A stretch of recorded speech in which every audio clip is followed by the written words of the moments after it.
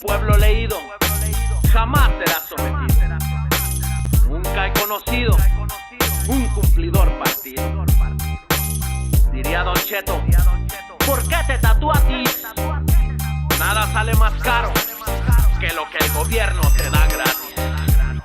¿Qué pedo con los políticos que vemos en campaña pegando estampas en los carros? ¡Uy, qué gran otoño! Esos políticos que andan tapando baches hasta que arrujan sus tripas nomás pa' que te guaches. Ahí los miras caminando por los charcos, prometiendo que acabarán con los narcos. Ahí los miras con sus lonas y pancartas. Te dan una pa' que al partido compartas. Te besan la frente, te dan una gorra. Si ganan no vuelves a verlos y que Dios nos socorra. Prometen que bajarán la gasolina, colgándole una lona en el portón a la vecina. Que habrá más hospitales y más salubridad. Nos regalan miedo pa' vender seguridad. Puro bla bla bla, prometiéndole al Estado. Si no luchamos juntos nos fregan por separado. Aquí el pueblo es quien manda, no sirve la propaganda. Bla bla bla, prometiéndole al Estado. Si no luchamos juntos nos fregan por separado. Prometen que bajarán la gasolina, colgándole una lona en el portón a la vecina. Pinten paredes, destapen la alcantarilla. Así con gusto votamos de maravilla. Dan tarjetas del Soriana pa' comprar una despensa, comprando el voto de la gente más mensa. Y no más mensa, sino necesitada, que dice que es mejor eso a no recibir nada, porque nunca más les vuelven a ver la cara hasta que el INE las elecciones prepara. Ahí los ves hasta chupándote las patas. Ay, bien operadas las candidatas. Chichi grande, fundillo redondote, con escote pa' que el saqueo del pueblo se note. Pero la gente ignora el poder que tiene. Tus impuestos y tasas es lo que los mantiene. ¿Pa' qué nos sirve una chingada y vil estampa? Planten un árbol, construyan una rampa, pinten paredes, destapen la alcantarilla. Así con gusto votamos de maravilla. Aquí el pueblo es quien manda, no sirve la propaganda. Bla bla bla, prometiéndole al Estado. Si no luchamos juntos nos fregan por separado. Prometen que bajarán la gasolina, colgándole una lona en el portón a la vecina. Pinten paredes, destapen la alcantarilla. Así con gusto votamos de maravilla. Aquí el pueblo es quien manda, no sirve la propaganda. Bla bla bla, prometiéndole al Estado. Si no luchamos juntos nos fregan por separado. Prometen que bajarán la gasolina, colgándole una lona en el portón a la vecina. Pinten paredes, destapen la alcantarilla. Así con gusto votamos de maravilla. Y yo soy viejo. Alex García. Arriba Chihuahua. Arriba Chihuahua. Chile, Chilaca 880. Arriba Chihuahua.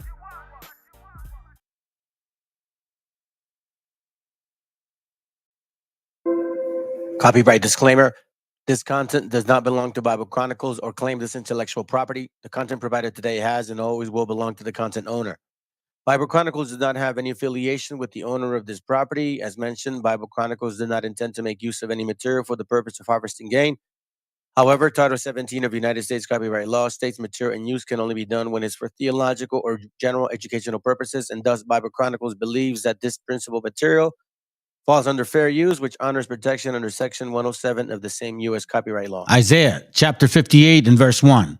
Cry aloud, spare not, lift up thy voice like a trumpet, and show my people their transgressions, and the house of Jacob their sins.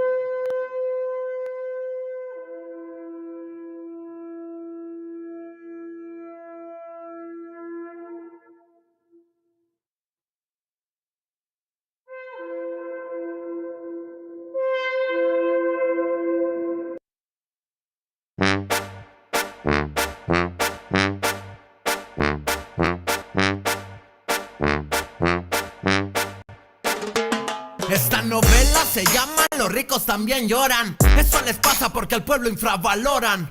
Todo el pueblo, ya los ojos abrimos. Uno solo no se escucha, pero juntos aturdimos. El poder lo tienes tú, tu mente, tus manos. Es momento de unirnos todos como mexicanos.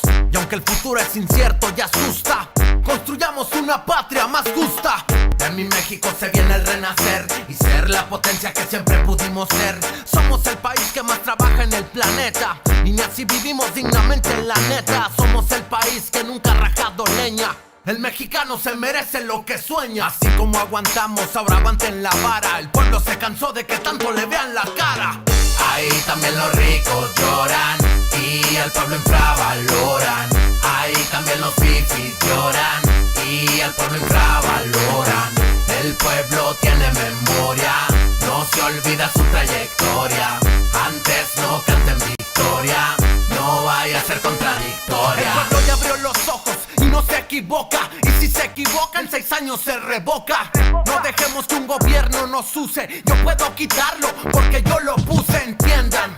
Aquí el pueblo es el poder, el pueblo puede quitar, el pueblo puede poner. Dense cuenta del poder en sus manos. Somos 126 millones de mexicanos. Miles y miles de millones en impuestos. No queremos más a gobiernos deshonestos. No se les olvide, su cargo no es para siempre. De nuevo los veremos en las calles con la gente. Al pueblo no se le olvidan las traiciones. Acá buscamos más hechos y acciones. El pueblo mexicano hoy está despierto. Si nos fallas en las urnas estás muerto. Ahí también los ricos lloran y el pueblo infravaloran. Ahí también los fifis lloran y el pueblo infravaloran. El pueblo tiene memoria, no se olvida su trayectoria. Antes no canten victoria, no vaya a ser contradictoria. Ahí también los ricos lloran y el pueblo infravaloran. Ahí también los fifis lloran y el pueblo infravaloran. El pueblo tiene memoria, no se olvida su trayectoria. Antes no canten victoria, no vaya a ser contradictoria. Queridos mexicanos, empecemos a darnos cuenta que aquí el pueblo es el que manda y de que nos merecemos una patria justa, que podemos ser la potencia que siempre pudimos ser. El autor viene a decirnos con mucha firmeza y gran convencimiento lo mismo que nos decía en el siglo XVIII el barón de Holbach, ¿no? Un filósofo francés de origen alemán. Si nos remontamos al comienzo, entonces hallaremos que la ignorancia y el temor crearon a los dioses. La fantasía, el entusiasmo o el engaño los adornaron o desfiguraron.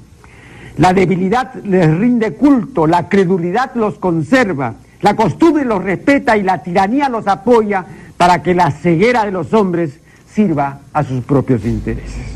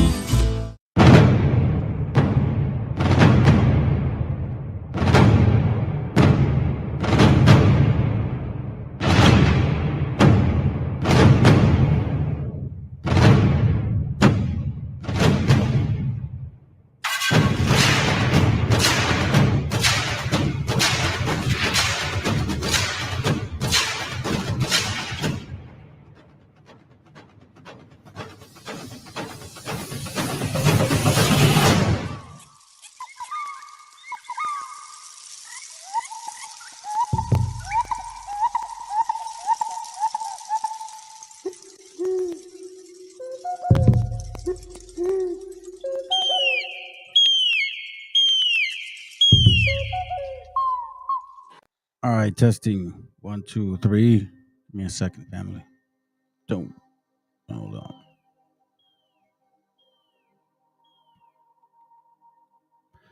All right, let's see what we got. Hold on. Let me see if it sounds good. Okay, yep. Apparently sound is good.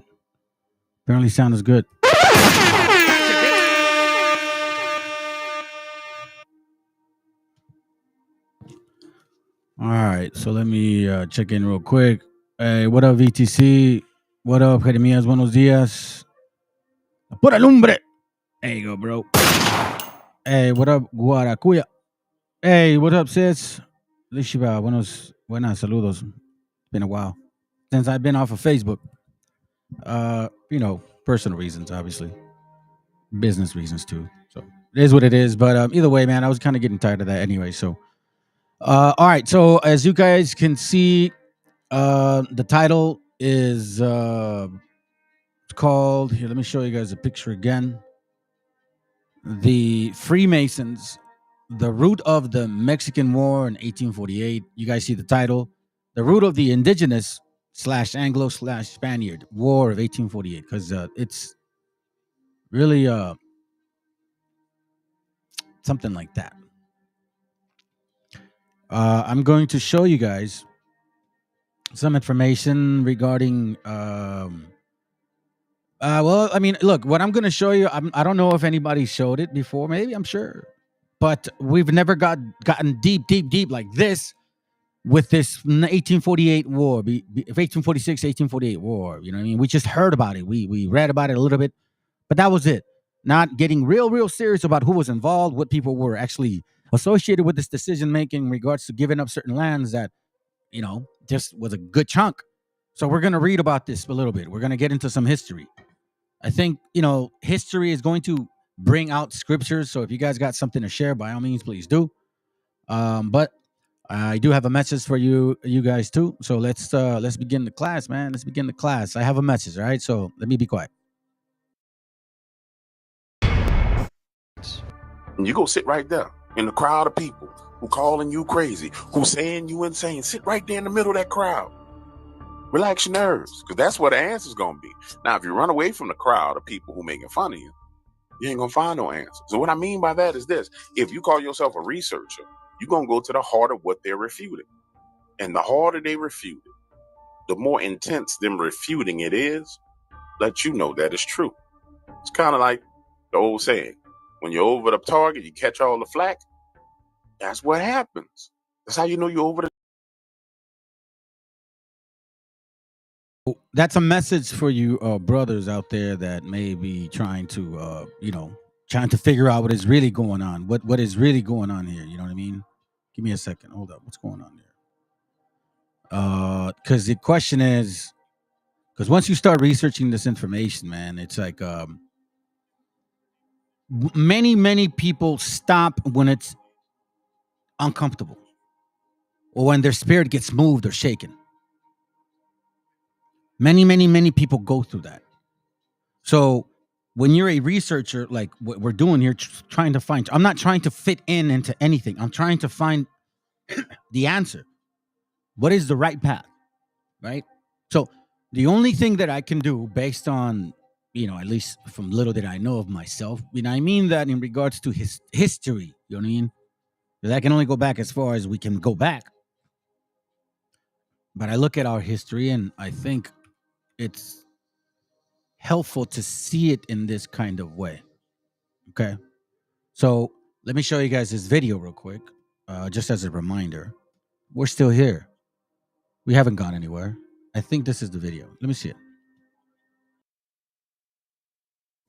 We are warriors that fought for culture, family, and our spirit-given lands.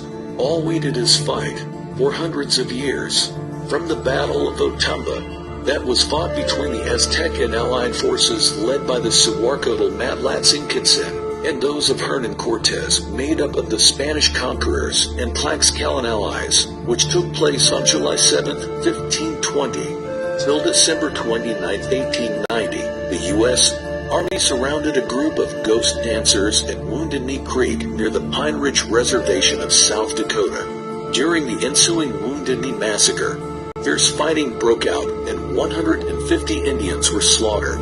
The battle was the last major conflict between the U.S. government and the Plains Indians.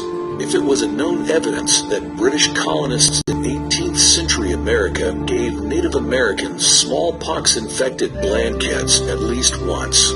It's estimated that the total Native American population of the Americas to be 114 million people. About 90% died due to disease, with the lowest Native American populations recorded in 1900. The death toll was at least 81 million souls, the largest genocide that is never spoken about. Do you think the outcome would have been the same if the natives had never experienced smallpox, measles, or flu before, and the viruses tore through the continent, killing an estimated 90% of Native Americans? We fought for more than 360 years that we know of. Warriors we are, cultured we are, still here we are. Never forget.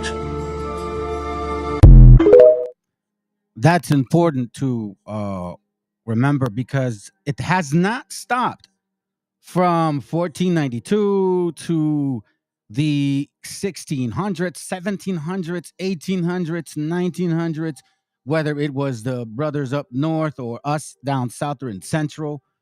It was occurring to every single one of us. You know what I'm saying? So I want to remind us of this. And hey, man, how you doing, bro? Let me see how it's. I think I'm going to pronounce it right. Neatly, right? Neatly means greeting. So neatly. I'm practicing it. I think I'm doing it. I think neatly, if that's how you say it. But again, I'm trying my best. Anyhow, let me continue with this.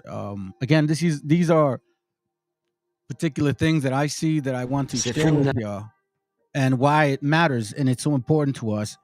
Because again, all we have is what we have, which is our heritage, which is our understanding of who we are, which is what we are supposed to dig back into. And then through this, right, we'll get an understanding, because life repeats itself consistently, as the scriptures say.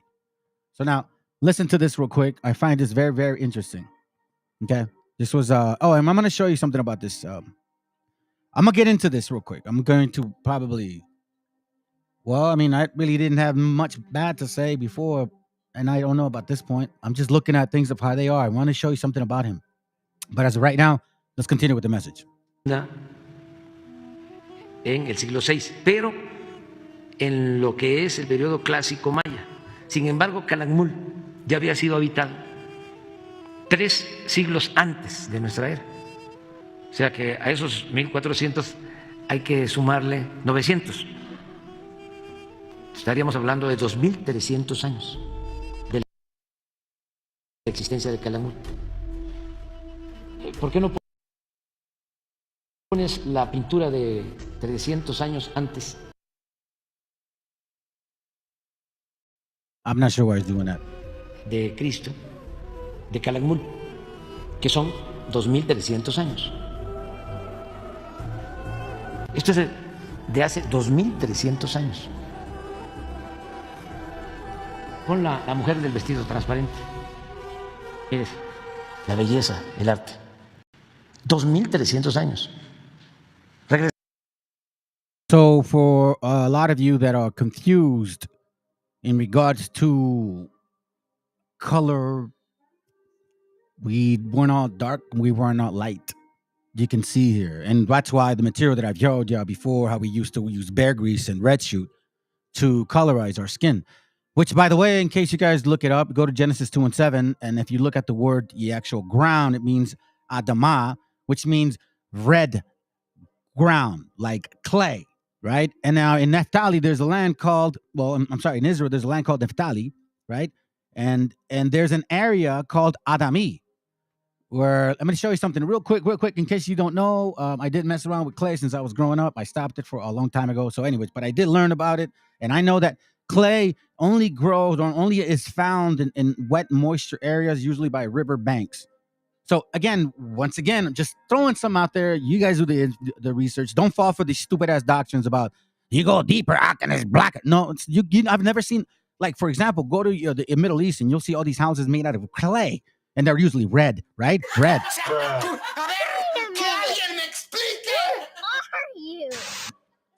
Not black, because then that would look like shit. Let's continue. Regresando. Los europeos que nos traen la civilización, que nos civilizaron, según la historia oficial y occidental y colonizante, 500 años. Y esto 2300 años lleva.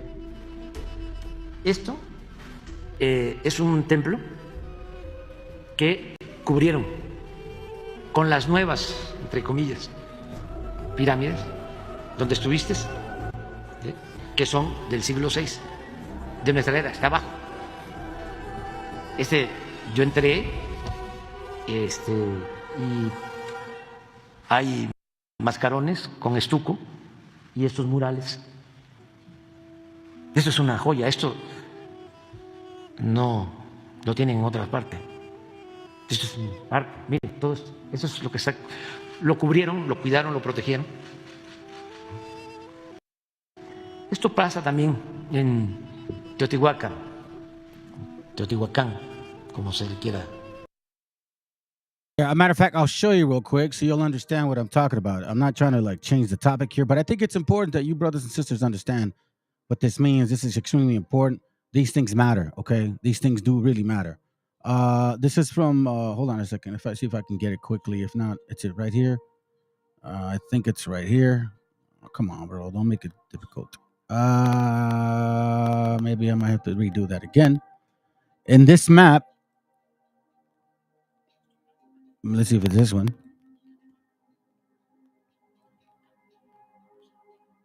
This one.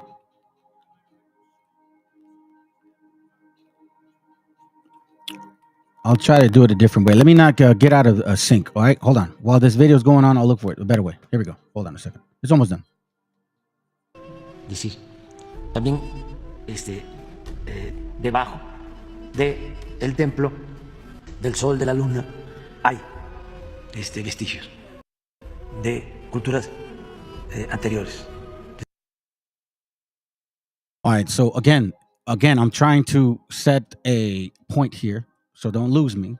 But I also want to show you guys some examples. This is because the war about Mexico. I don't want you guys to lose track of what I'm trying to do.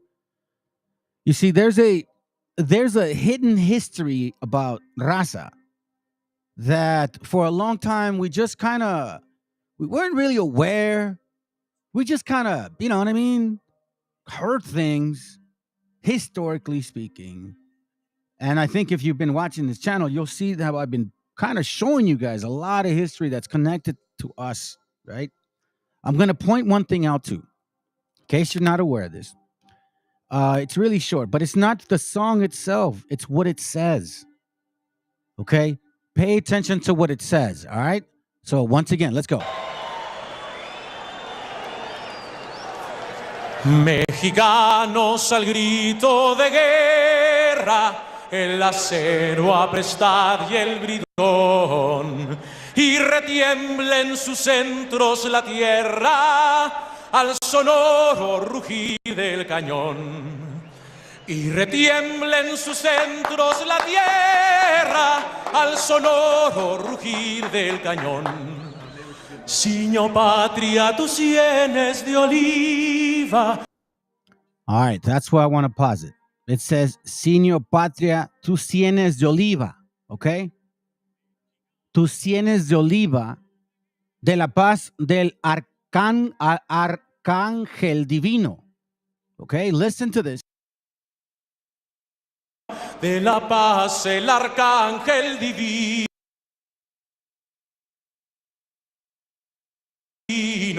Que en el cielo tu eterno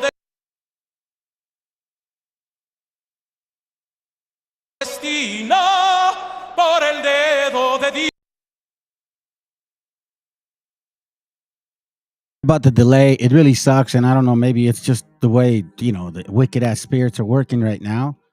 But it says que en el cielo tu eterno destino por el dedo de Dios te escribió. So a lot of us hear this like, oh, we're proud of it, but you're not listening to what it's saying. It says, Sienes de Olivas. Listen to it one more time and we'll move on. Arcángel divino, que en el cielo tu eterno destino por el dedo de Dios se escribió, mas yo osaré un all right, so extraño enemigo. With me right now, I don't give a damn. You're not going to make me upset. My point is, why are we getting information like that? Why is that being said? You know what I mean? In the outskirts of reality, where we've seen the destruction of our gente. I mean, quite frankly, it's not like a lot of people have reasons to be proud of this history, so-called, right, that we have. But you want to know something? What the most beautiful thing is about life is the fact that when you get it, you get it, and when you don't, you don't. This is from a book called Oppression, Privilege, and Resistance. And it's on page 89. I want to show you guys the parallels between Chicano experience in the U.S. and the colonization of other third world. People are too similar to dismiss. Now, I put these notes in here because there are some similarities. Obviously, some of them didn't really apply. I was thinking something else at the time, but let's read. Page 89, it says, the land of one people is invaded by people from another country, who later uses military force to gain and maintain control. We know that from Deuteronomy 28, 49, and 50, it talks about another nation from afar, from the end of the earth, as swift as the eagle fly, the nation whose tongue y'all shall not understand, a nation with fierce countenance who shall disregard the person of old or show no favor to the young. I'm not reading that. I memorize it. Anyways, that's not the point. Number 2, the original inhabitants become subjects of the conqueror involuntarily. Now, if you read the verse before here, let me just, for the sake of understanding here, I'll show you. Deuteronomy 28, and we know here 48 talks like this. It says here, it says, therefore thou shalt serve your enemies, which Yahweh shall send against you, in hunger and in thirst and in nakedness and in want of all things. And he shall put a yoke of iron upon thy neck until he have destroyed thee. That's the enemy. It says here, the original inhabitants become subjects of the conquerors involuntarily, not necessarily. But verse 43 and 44, in a way, talks like that. Verse 43, the stranger that is within thee shall get above thee very high, and thou shalt come down very low.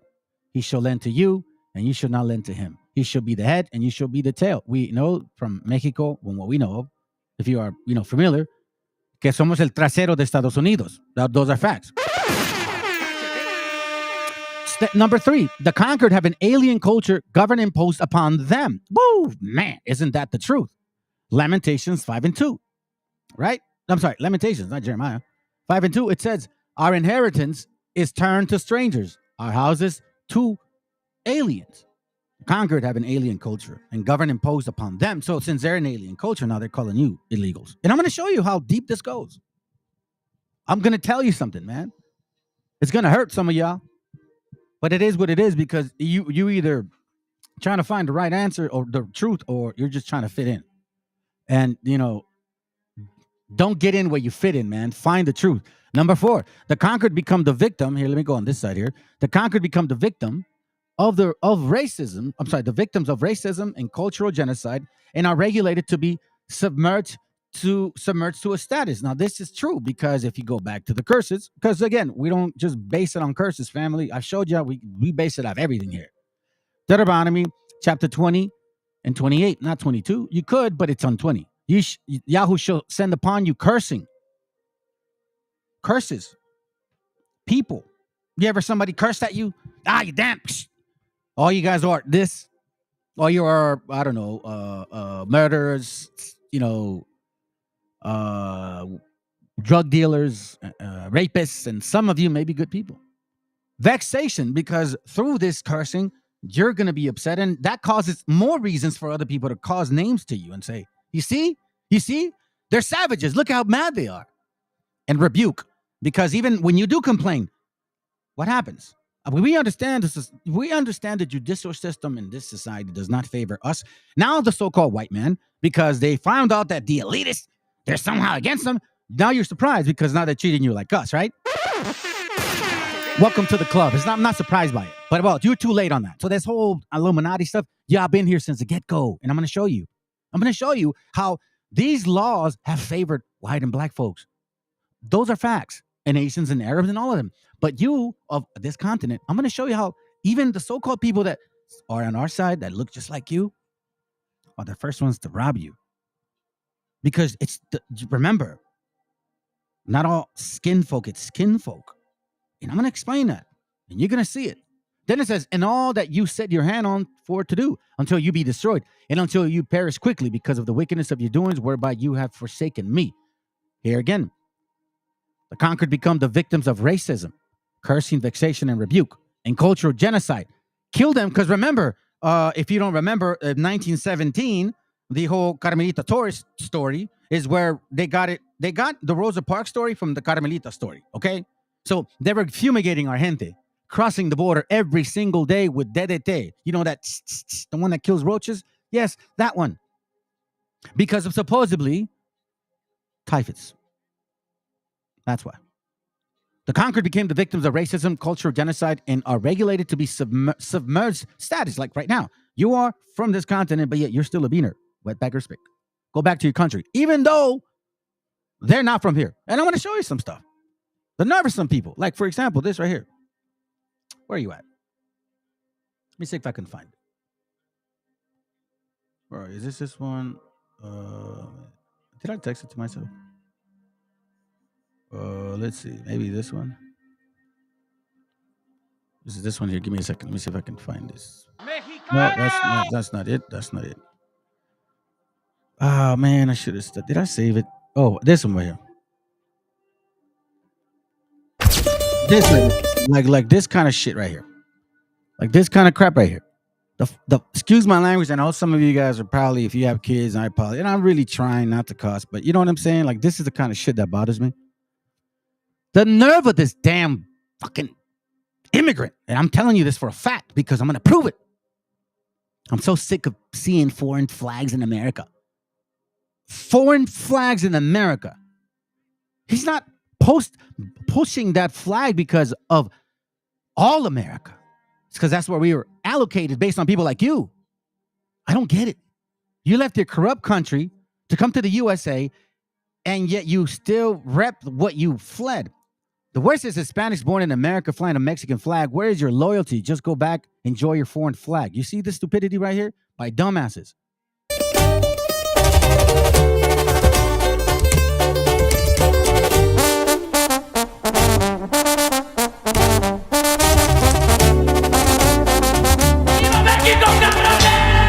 Me humillaron sin saber quién soy. Juzgan a la gente por el billete que ganó. No se dan cuenta que para hacerlo hay que ser más cabrón. So we got a brother from down south. He went and rep because he's in that weight. He's like, man, shut your punk ass up. Again, let's continue. Number 5, the conquered are rendered political and economically powerless. You see, the conquered are rendered politically and economically powerless. How?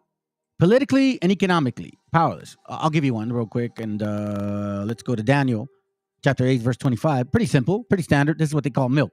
And through his policy, meaning, democracy, witchcraft, right? Also, he shall cause craft to prosper in his hand. Remember this whole thing about the, invasion. We got to pass these laws. I'm going to show you when the real invasion was. And he shall magnify himself in his heart, and by peace shall destroy many. He shall also stand up against the prince of princes, but he shall be broken with hand. Let's continue. Number 6, the conqueror feels they have a mission. Manifest destiny. In occupying the area, manifest destiny. In question, doctrine of discovery. And believe that they have undeniable privilege by virtue of their conquest. You see this here. This is what they call the Monroe Doctrine. But some of us have lost track of these things. This is from another book. I shared this to you guys before. That was more in regards to generalization and how this came about. Now I'm going to give you some specific detail, and I'm sure you guys can remember. This is from, it's called A Little Matter of Genocide. Okay? Interesting book. Lots of stuff in here, but let me get to this particular point because this is one of my favorite. Not that I enjoy it, that it really strikes to the heart. It really strikes to the spirit. Because if you really care, then all of this information is going to matter to you. And you're going to show your children this information because no one else is going. I'm not saying this channel. What I mean is when I present it to you and you understand what it means, no one else is going to share this to your children but you. That's what I mean. It's our job to educate our family. That's the way it works. Okay? So let me begin.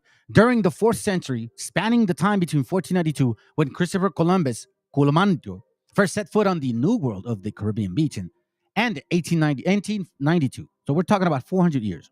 When the U.S. Census Bureau concluded that there were fewer than 250,000 indigenous people surviving within the country's claimed boundaries. A hemispheric population estimated to have been as great as 125 million was reduced by something over 90%. Now, think of this, okay? The people had died in their millions of being hacked apart with axes and swords, burned alive, and trampled under horses, hunted as game, and fed to dogs like the dogs of conquest. In case you guys don't know, you need to look into that book. There's a lot of history.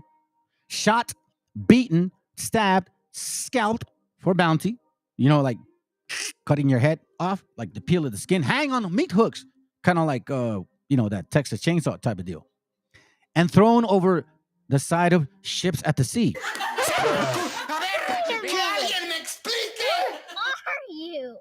Yes, my brothers, you were the first ones that were thrown over ships. You know that movie Amistad? Just get rid of that black person and put yourself in there. And that's what happened to you too. I don't want to say too, but I'll give you just for the sake of, don't want to go that route. It happened to you first. Now, I want to remind you that in this channel, we don't segregate. No, we do favor. You know damn well that we were having black and white conquistadors on this side of the town. So the one people that were getting axed, okay, that was us.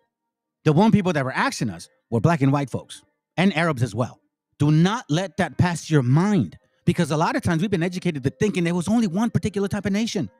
Now, am I saying every single white person did it and every single white black person did it and every single Arab did it? No, I'm not saying that. But we understand history, and history does not lie. So let's continue. It says here, shot, beaten, stabbed, scalped for bounty, hung on meat hooks, and thrown over the side of ships at the sea, worked to death as slave laborers, intentionally starved, and frozen to death during a multitude of forced marches and internments. Now, remember the Trail of Tears? Remember the having to migrate this way? You know how brothers and sisters are trying to migrate? Because of what? Forced marches, forced migrations, and an unknown number of instances deliberately infected with epidemic diseases. Now, if you watch this channel, you understand who brought smallpox. If anybody remembers, you can please post it. We all know who brought smallpox here. Some people get offended because I say that. I'm not in the game of offending, nor am I in the game of being offended. Which means I'm not interested in making your feelings hurt because, I have this particular interest. No, not at all. Not at all. This is from a book called The Lutheran, okay? The Lutheran Newsletter, written in 1900 in September. Now, why is this important that I'm showing you? Because I want to show you something here real quick. You see, when people know who you are, they're going to do everything in their power to not let you know. And they're going to do everything in their power that they have to make sure that you never know. So it's your job to find out. No one's going to bring you this food. You have to find it yourself. Now, some of us are a little bit more ahead. It doesn't make you any better. Nor does it make me any better. I'm looking for the date of September 1st, 1900. Give me a second. I believe it's September 1st, 1900. Oh, no wonder. I passed it. Way ahead. I was in October. Give me a second. This is, okay. I think this is right here. September 7th or 1st. Let me see. There's a point I'm trying to make. Just bear with me, family. In case you don't know, since these people have been here, they've never allowed us to have a Bible. You have to ask yourself why. Why are these people doing everything in their power not to let you have a Bible? So it says here, remember, dated September 7th, 1900. Okay, it's a pretty old book. Page 55 on the Lutheran Newsletter. It says on the bottom, here on this side, on the left side, okay? It says, let me see if I could even make it bigger. I think I can. Perfect. It says here, Dr. Francis S. Borton relates the following about the first Bible printed in Mexico in the Christian Advocate. The printing press came to Mexico in 1539. For in that year, there was printed in Mexico in Spanish a brief compendium of the Christian doctrine, which is what falls under this right here. Okay? I had it already set. This is from the Mysteries of the Mexican Pyramids. So for you dumbasses that try to call yourselves wabos and then use this book, you don't read thoroughly. You obviously don't. Read page 16. As the land was stolen from the natives, great famine ensued, yet heavy taxes were laid on Indians. Those who failed to pay were tortured to death. Indians who refused to join the Catholic Church were horsewhipped, had their heads shaved, and were forbidden to hold office or title in their villages. For failing to attend mass or for practicing any other old rites, an Indian could receive 100 lashes. According to the Spaniards, an Indian was supposed to only the Our Father, Ave Maria, Credo, and the Ten Commandments. Reading and writing was considered as dangerous as the devil. Now, we know that this is the Christian compendium, okay? And it was implemented by who? None other than Zumarraga, the Jesuit bishop. So let me read it. A brief compendium. Here it goes right here. I'm going to be right there, okay? So I'll give from the top. The first Bible printed in Mexico, the printing press came to Mexico in 1539. For in that year, there was printed in Mexico in Spanish a brief compendium of the Christian doctrine under the espouse of famous Bishop Fray Juan de Zumarraga, which is the same one that gave you the Virgin Mary. Yes, I'm sure you're going to be confused. If you follow this channel, you'll understand the classes I've done. Let me continue. That was just 81 years before the Mayflower brought the first pilgrims to Plymouth Bay. From 1539 to 1810, when the immortal Hidalgo raised the cry of Mexican independence. Remember that year, 1810. Do not forget that year. That's a very important time, family. 1539 and 1810, all of a sudden, well, what happened? And why all of a sudden changed it? Why now allow certain things to be printed? So let me continue. When the immortal Hidalgo raised the cry of Mexican independence, or during the 271 years of Spanish rule, or misrule of Mexico, Spain not only did not give Mexico a Bible, but sternly prohibited the publication of any part of the sacred scriptures in the language of the Mexican people. That prohibition is still in force with regards to the printing of the printing of the Bible. Dude, I told you not to do that. With the printing of the Bible in any one of the 52 different languages and dialects spoken in Mexico today. Check this out. Then it says the first edition of the Bible in Mexico was printed in Latin and in Spanish in Mexico City in 1831 through 1833. So the very first one was printed in Latin and in Spanish. Okay? It appeared in 25 volumes. So now, if you are a regular Joe, do you think you have space for 25 books and the cost of it? With an atlas and cost over $200. This is in 1830. So that still remained a prohibited book to the great majority of the people. A magnificent copy of the edition is before me as I write. So I say that Spain never, I repeat, never allowed Mexico the sight of the Word of God in all the centuries of his dominion. Of course, the Latin Bible could have been had. There it goes right there. These are facts, family. This is exactly what occurred to you. That's why you are a Christian. And you believe in Christmas and you know, like the Virgen Maria, and you think that stuff is real. But it's not. I'm telling you, this guy gave you the Virgen Maria. Check this out. It's all part of the scheme. I've read this to you guys before. Get away, bro. This is from Propaganda, written in 1910 by something Bernay. Check this out. The conscious and intelligent manipulation of organized habits and opinions of the masses is an important element in a democratic society. Those who manipulate this unseen mechanism of society constitute an invisible government, which is true ruling power of the country, which is the true ruling power of the country. What it's basically saying is you have to be in agreement with this governing body in order for you to be part of the system. We are governed, our minds are molded, our tastes formed, our ideas suggested largely by men we have never heard of. This is a logical result of the way in which our democratic society is organized.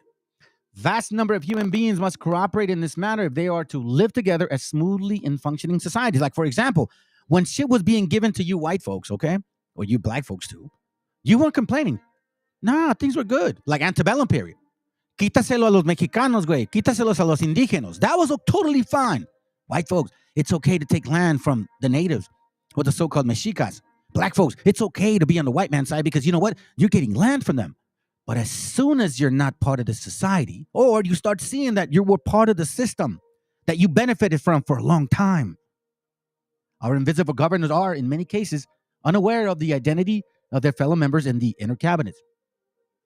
They govern us by their qualities of natural leadership, their ability to supply needed ideas like every so-called Washington president or every so-called black so-called prophet, Malcolm X's or your Martin Luther King's.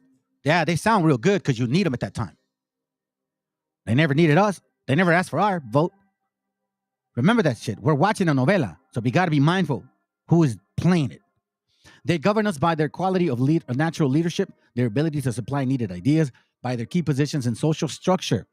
Whatever attitude one chooses to take towards its condition, it remains a fact that in almost every act of our daily lives, whether in the sphere of politics or business, our social conduct and our ethical thinking are basically established or made by other people that you are not aware of.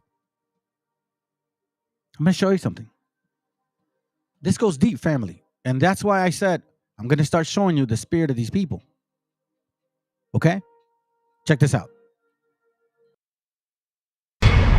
The secret of Masonry, like the secret of life, can be known only by those who seek it, serve it, live it.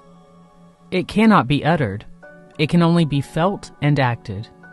William Taft.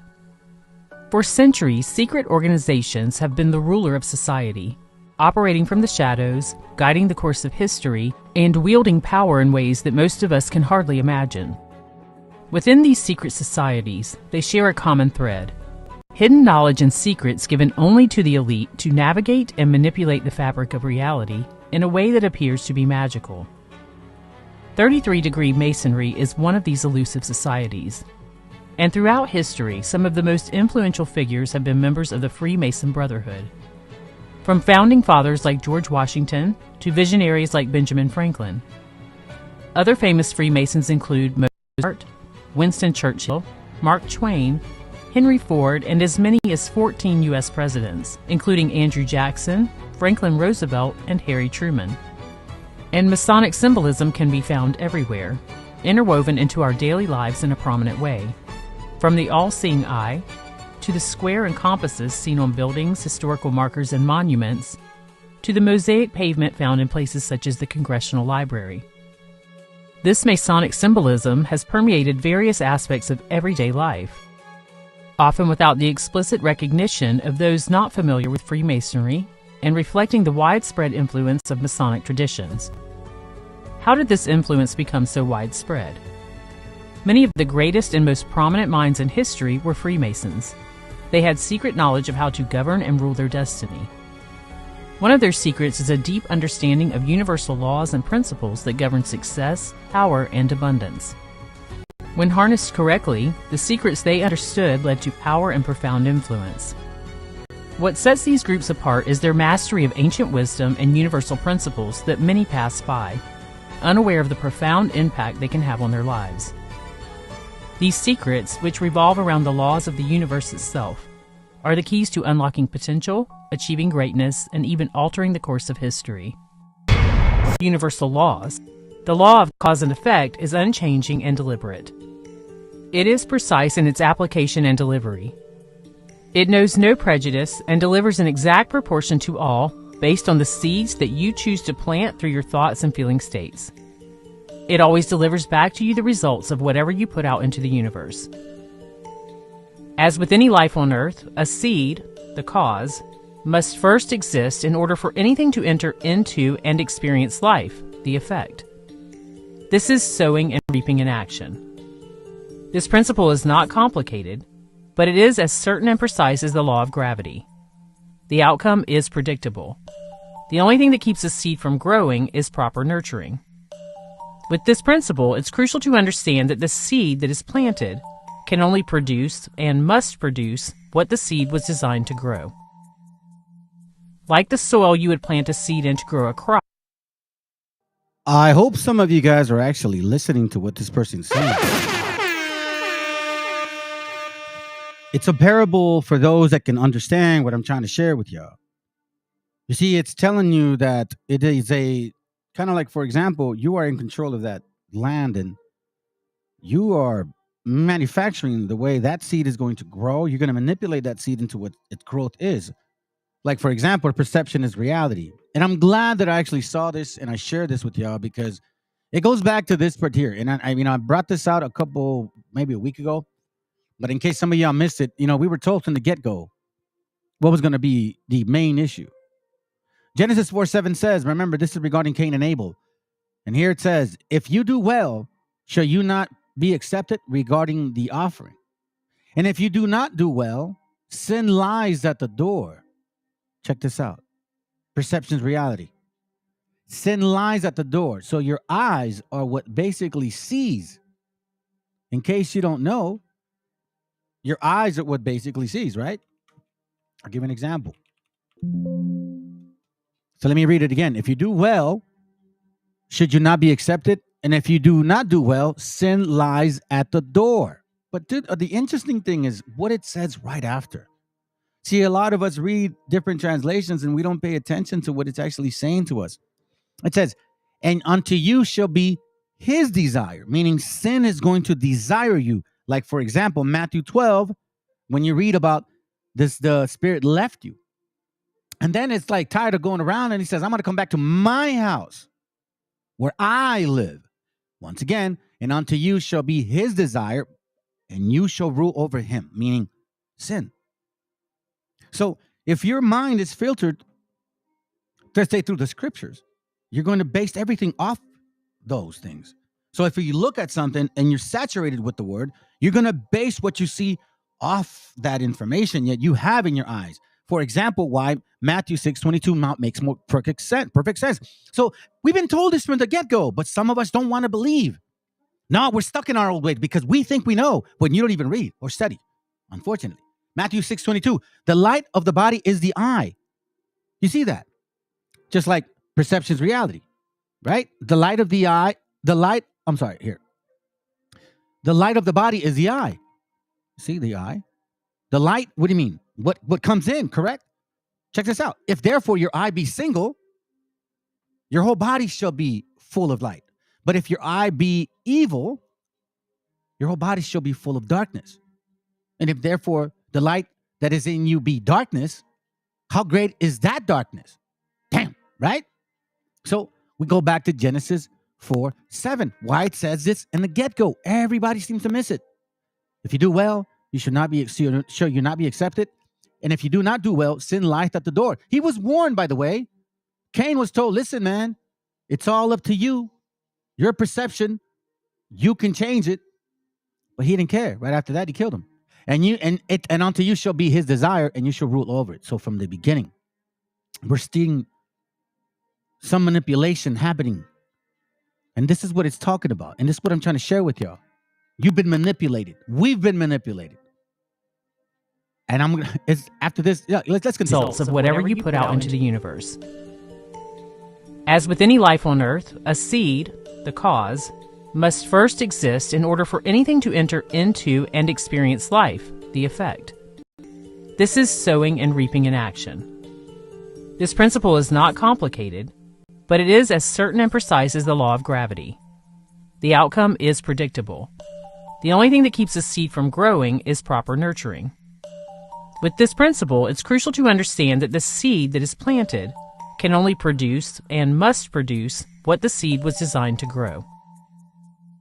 Like the soil you would plant a seed in to grow a crop, the field of consciousness from the principle of mentalism is the soil for our seeds of thought. The two function in the same manner. The thought seed is planted through the principle of mentalism. The frequencies of vibration that we emit attract into the physical world the result of the thought seed that was planted and nurtured through the principle of vibration, and this results in a cause that creates an effect, tying these three principles together, what is commonly referred to as the law of attraction. Once again, this principle is precise and knows no prejudice, so the choice is yours.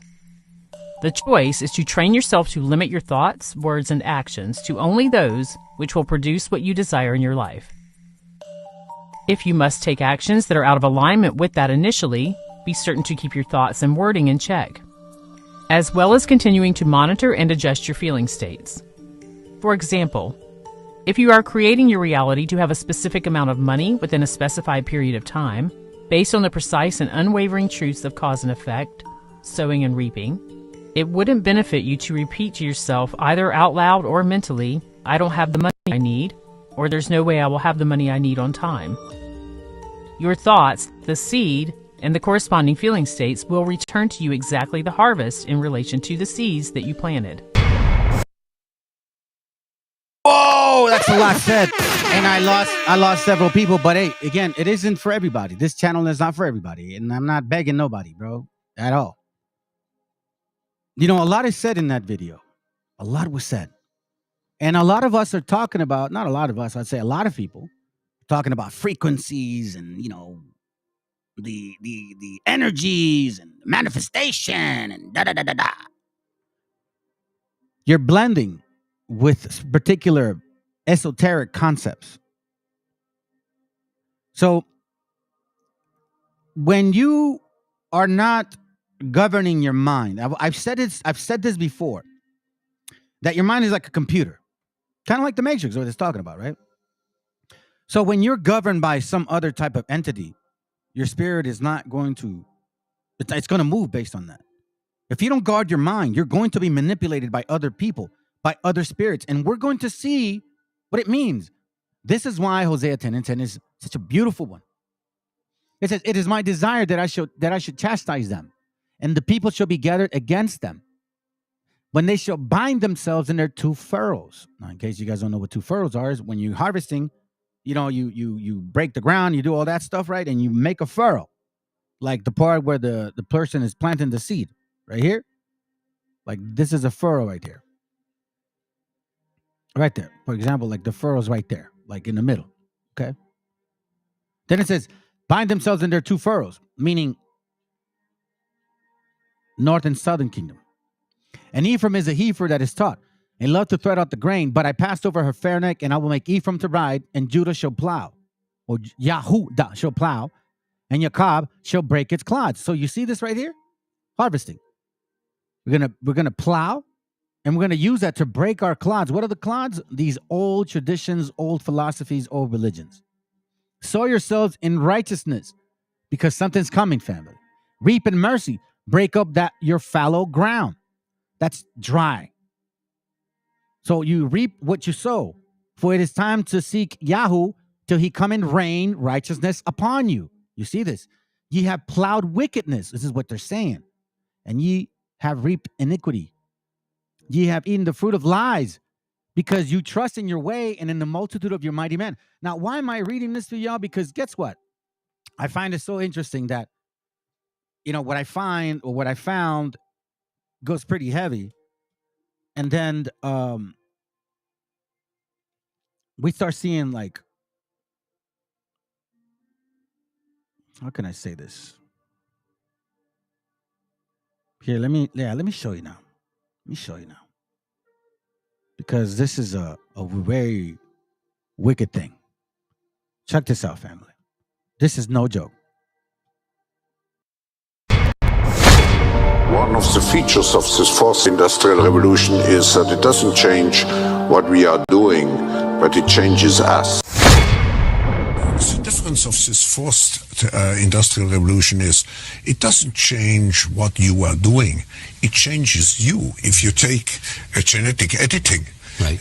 Just as an example, it's you who are changed. Yeah, and of course, this has a big impact on your identity. Yeah. And offers certain kinds of possibilities that have to be careful about. You know, when you began to do that kind of gene editing, some people worry that you are changing what it means to be human. That's the problem. And of course, the new industrial revolution offers us many opportunities, but it raises manifold questions on the ethical, but even legal implications. And we have to be prepared for it. And that's what we want to do in Davos next year. Talk about technology and how the ways it can be deployed, that contribute to growth rather than exacerbate unemployment. How will that implement itself? It's a big question mark because there is a fear that technology, robots, just to take one you gain element, productivity from machines. Exactly, and it replaces maybe the workforce or jobs faster than we can replace them. Humans are now hackable animals. The whole idea that humans have, they have this soul or spirit and they have free will and nobody knows what's happening inside me. So whatever I choose, whether in the election or whether in the supermarket, this is my free will, that's over. Free will, that's over. That's over. Over. Today, we have the technology to hack human beings on a massive scale. Everything is being digitalized. Everything is being monitored. In this time of crisis, you have to follow science. It's often said that you should never allow a good crisis to go to waste, because a crisis is an opportunity to also do good reforms that in normal times people will never agree to. But in a crisis, you see, we have no chance. So let's do it. Vaccine won't help us go to the test, of course. The vaccine will help us, of course. It will make things, more manageable. Surveillance. People could look back in 100 years and identify the coronavirus epidemic as the moment when a new regime of surveillance took over, especially surveillance under the skin, which I think is maybe the most important development of the 21st century, is this ability to hack human beings, to go under the skin, collect biometric data, analyze it, and understand people better than they understand themselves. This, I believe, is maybe the most important event of the 21st century. So does the data about my DNA, my brain, my body, my life, does it belong to me or to some corporation or to the government or perhaps to the human collective?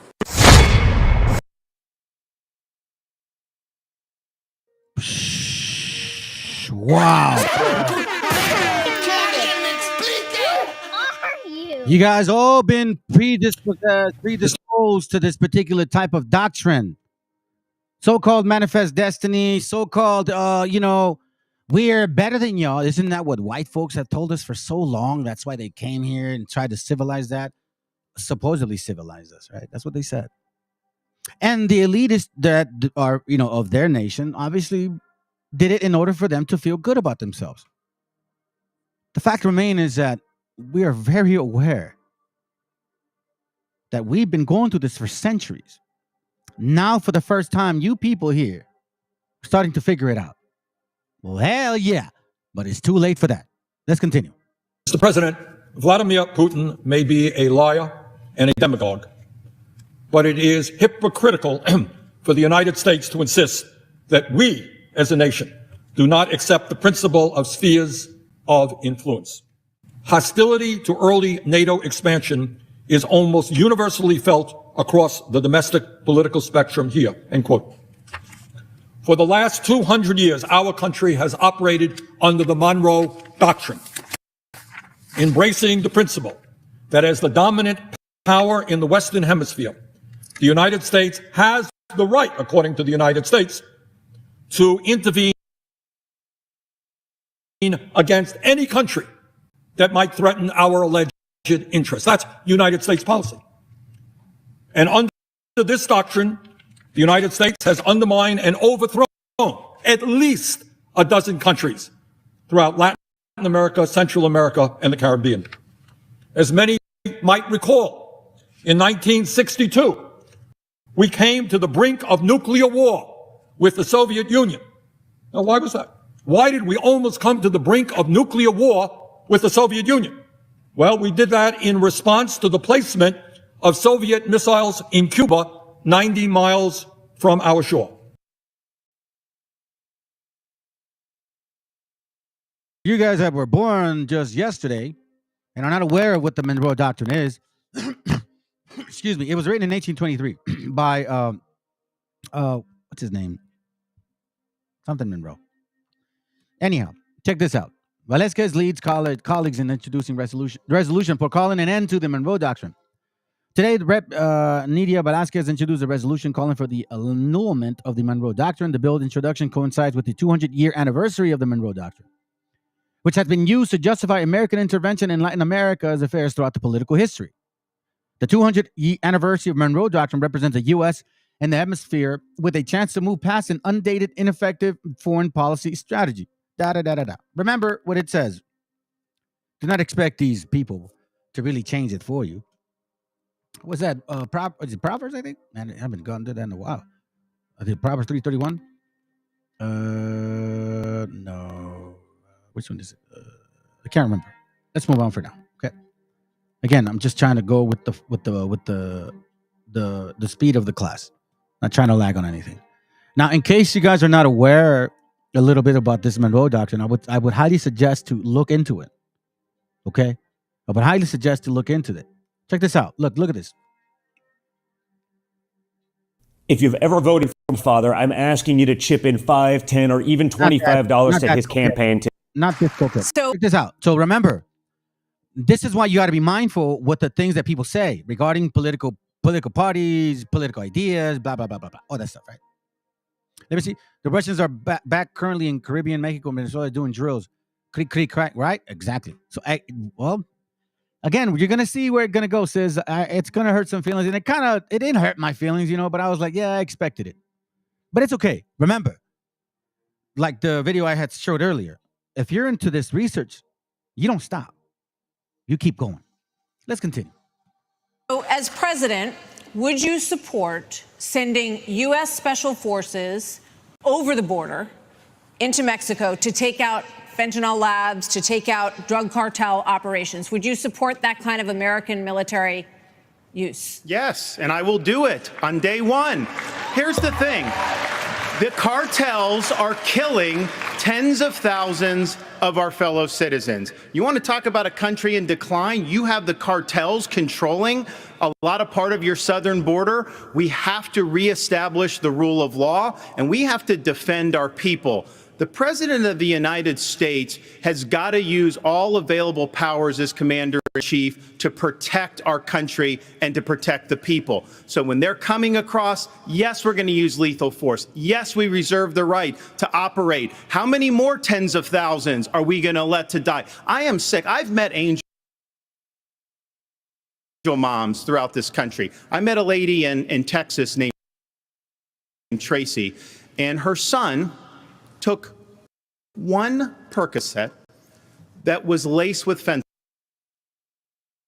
fentanyl, immediately died.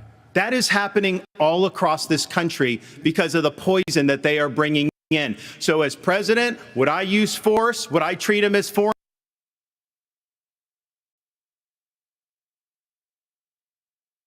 I'm not sure what is happening. Terrorist organizations? You're darn right I would. You're darn right I would. Yeah, well, I'm going to show you what you guys are actually about. So I'm going to use tonight to another one of these damn idiots, but let's continue. Like I said, man, I call this fool out. If I see you in the street, I'm going to kick your ass. As an opportunity to lay out. So I'm going to use tonight as an opportunity to lay out my foreign policy vision for where we're going in the next generation of our engagement on the global stage. And it will revive that spirit of Nixonian realism. It is why it was important for me to be here in person today, to make this announcement here in the Nixon Library where much of that wisdom resides. We live in a moment right now where actually the worst ideas in Washington are bipartisan. Our engagement in the Ukraine war continues to prove that, if you ask me. But which says that if you're a foreign nation, you do of their own national security. I agree with that. We will revive that, and I combine that. The Nixon doctrine was that other nations have to be the first protectors of their own national security. I agree with that. We will revive that, and I combine that with the modern Monroe Doctrine, a doctrine that we will re-implement under my watch as U.S. President. Hear what he said? The Monroe Doctrine. which he will revive when he becomes president. You see, when we walk and ignore these statements, you don't even realize what they're saying to you. They're saying that they're your daddy, and you're going to do what they say. With the modern Monroe Doctrine, a doctrine that we will re-implement under my watch as U.S. President, which says that if you're a foreign nation, you do not mess with the United States of America on our own home soil. You do not test us on our waters or in the Western Hemisphere, and if you do, you will have hell to pay for it. No Chinese spy balloons flying over half the United States.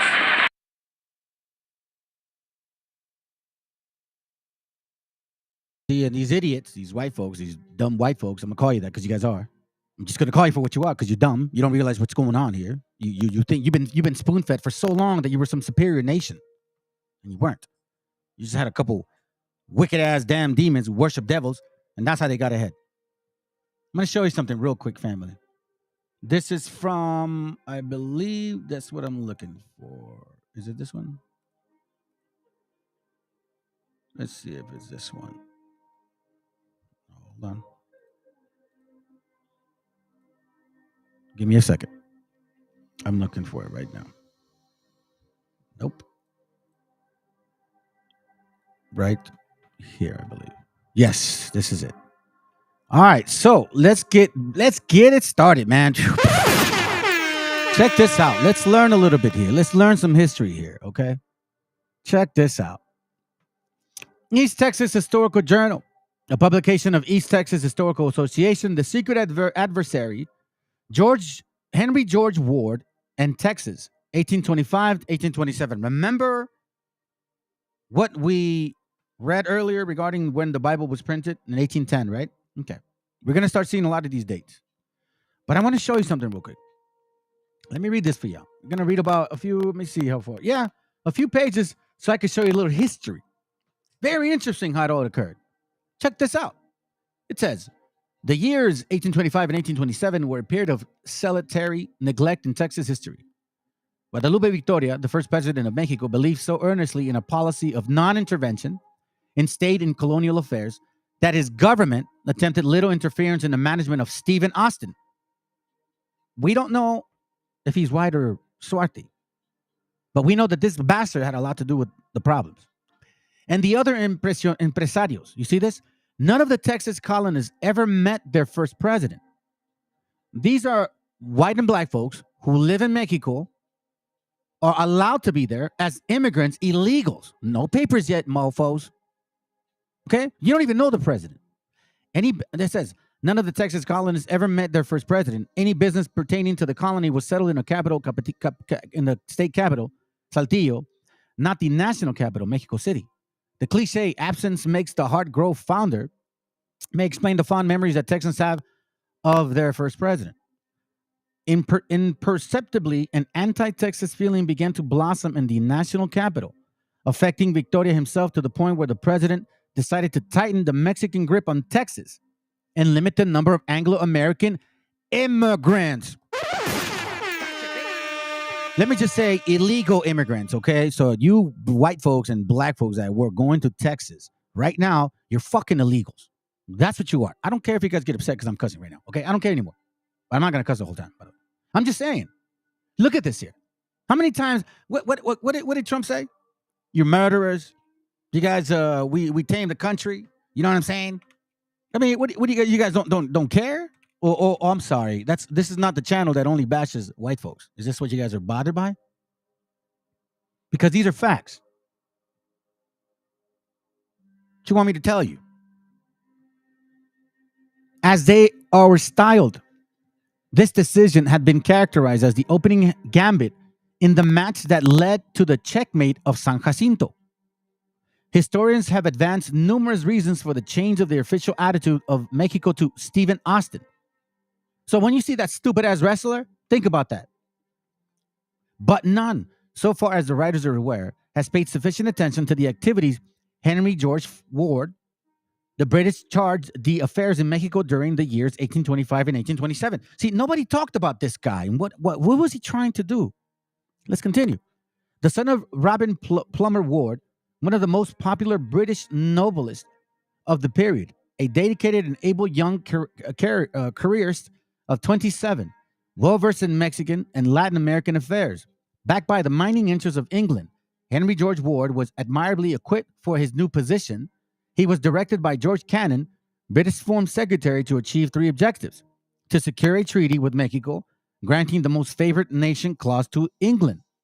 Second, obtain religious toleration for British subjects in New Mexico. Third, protect and advance the commercial interests of British subjects, especially in the mining community. Okay? Follow me here. Ward, on his own initiative, intended to accomplish two other policies. First, he intended to be so successful that he would be appointed the first British minister to Mexico. And second, he intended to counteract and eliminate all vestige of American influence in Mexico, at the time being promoted by American Minister Joel Poinsett. Gotcha, bitch. But you're going to find out. Who is this mofo right here? Huh? Who is this guy? Bruh. Wait a minute. Who are you? All right. The deadly mutually destructive rivalry between Poinsett and Ward can only be mentioned in passing, as it is a story of itself or in itself. Suffice to say, Ward held a number of trump cards.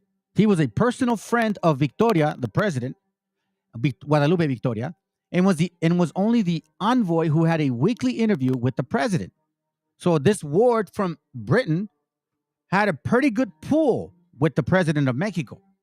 Check this out. Poinsett was handicapped because the U.S. wanted all the territory north of El Rio Grande. You see this in 1823. When did the war begin? 1846. When did it end? 1848. This is already being planned in 1820.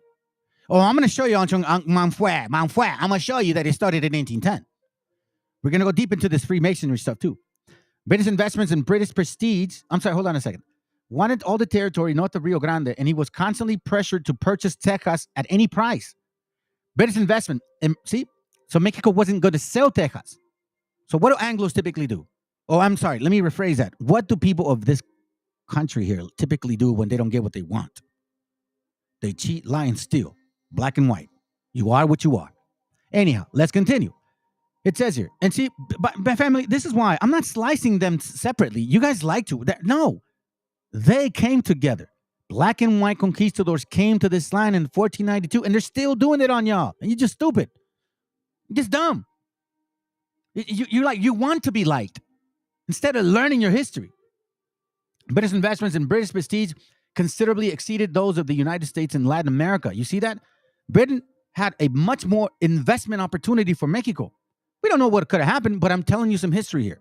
And Mexico and Colombia wanted to launch a joint naval expedition against the Spanish-held island of Cuba. Once again, Mexico and Colombia are talking again. But, that's another topic. Cuba, which was a very real threat to the new Latin American republics. But the U.S. policy, January 25, and self-interest dictated that Cuba be retained by weak Spain. You see that? So they interfered in the way of Mexico and Colombia. Hence, President John Quincy Adams had opposed joint intervention, a decision which irked both Simon Bolivar and Guadalupe Victoria. Do you understand these things? Why these white folks in America, if they say they're so superior, why are they stopping us at every game to get better? You got to start asking yourselves that question. Why did they keep the Bible away from you, raza? You got to start asking yourself that question. Why the hell all of a sudden white folks want to be like us, or they want us to be them, or they want us to be the same tribe? You got to ask yourself that damn question. Within a matter of days after his arrival in Mexico in 1825, remember the year? Remember the war started in 1846, ended 1848. They took the whole land, right?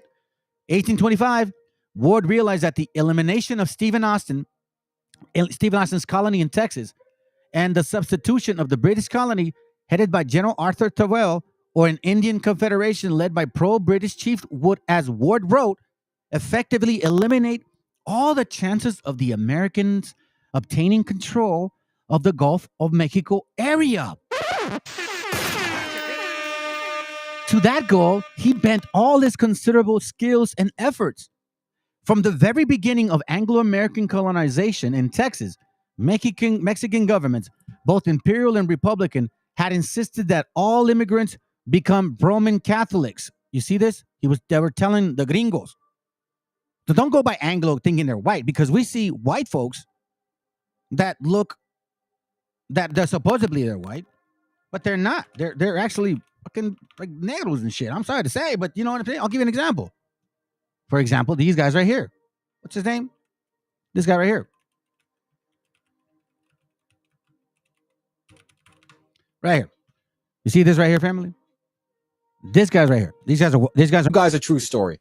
I was 21 years of age. This is not long ago. 21 years of age. Yesterday was my birthday. Years of age. Oh my God. Totally fine. Yeah. Whatever. Look, family, these are not white folks. Their dad is black. If you believe in the Bible, then you know that this is of the seed, right? You telling me these are widows? But you know what? When they come from a foreign land, you in my car. Right? And you couldn't ever eat anyone's leftover food if they ever had their mouth on. Think about that. Think about them getting off the. Think about them 1492 coming over here, bro. What are you going to say? You think they're going to look African? You think they're going to say, oh, they're Africans? No, they're going to say they're fucking white. Esta gente es negra, hermanos. El papá de ellos son negros. Y la mamá es güera. Start waking up. From the very beginning of Anglo-American colonization in Texas, Mexican government, both imperial and Republican, had insisted that all immigrants, you beaners, you damn illegal aliens, white folks, this is what you guys are, illegal aliens. So shut your asses up. And that no settler be permitted within 20 leagues of the sea. Ward found both these restrictions adverse to the interests he represented. Therefore, one of his duties was to persuade the government to enforce the loosely administered law in the American settlements in Texas. You see, Mexico wasn't trying to make you guys like, hey, you know, you got to be like you guys, you better assimilate, you beaners. Oh, we're going to shoot you guys at the border because you don't assimilate. Yo, why don't you guys go back to your country, huh? What's his name? The stupid ass dude with the funky ears and shit. He thinks he's MMA greatest. He's not. He's a dumbass. He's lost his mindset. And didn't they tell us to go back to your country while you're here? Isn't this the same thing? The same thing. And ignored it whenever it was pertained to the British settlers. Let me continue.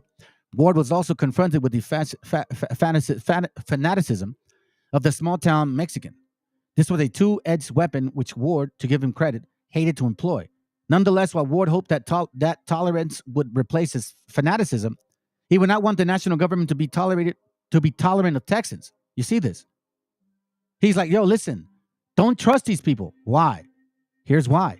When an unknown cowboy, very likely a Texan, came to Mexico City, demonstrating a secret trick to break the most refractory horses, he was also lynched as a sorcerer. Ward did nothing to help him. Indeed, Ward appears to have inflamed deliberately the national government against both Texans and Americans, promising, as he had told Cannon, to make sure his influence would be used only in secret. Now we're going to go deep into this, and here's the actual best part. Ward wrote Cannon a letter in September 1825, enclosing a manuscript of a map of Texas showing Sabine River as the present United States boundaries, which eliminated the shadowy claim of the Americans to the Rio Grande. He mentioned that the Americans, you mean the illegals, right? The ones that are calling us illegals. Yeah. Estos gringos, estos pinches gringos, güey. These illegal Europeans were still pushing their claim to the Rio Bravo and offering to pay Mexico for additional territory. To make matters worse for the Mexicans, they had not enforced their authority in the area between Sabine and the Rio Bravo. You're going to find out why pretty soon. As a result, American settlers, backwoodsmen, lawless and scornful of all restraint. Oh, I see. But you call us savages. Let's continue. You so-called Christians, right? You Christmas Christians. This is who you guys are. American Christmas Christian settlers, backwoodsmen, lawless and scornful of all restraint, like the Old West, where you had your daughters do some funny stuff to the dads. Yeah, I heard about that. Were pouring in. 6,000 families were there already, pretending to recognize the authority of Mexico. But everyone knew that in case of a rupture between the U.S. and Mexico, these bad subjects and inconvenient neighbors would side with the former. And then you're kind of wondering if we're going to do that to you, huh? Bruh. Here's the best part. Ward reported that he had already warned Victoria and his cabinet member, Jose Ignacio Esteban. Who the hell is this guy? We're going to find out. Jorge Ignacio Esteva and Lucas Alaman. But Esteva had retorted that the Texans were all good Catholics and couldn't be trusted. That's what he said, right? Why would Ignacio Esteva say that? Ward scoffed at this naive statement, like, you stupid, retorting to the American backwoodsmen, as everyone knew, had no particular religion. Damn paganists, and their creed would be affected by circumstances. Furthermore, these interlopers, damn rapists, murderers, and God knows what else you are. Oh, that's right, you're terrorists. You're right-wing terrorists, right? That's what you are. Exactly, the ones that don't wipe their butts. Furthermore, these interlopers would practice smuggling. What?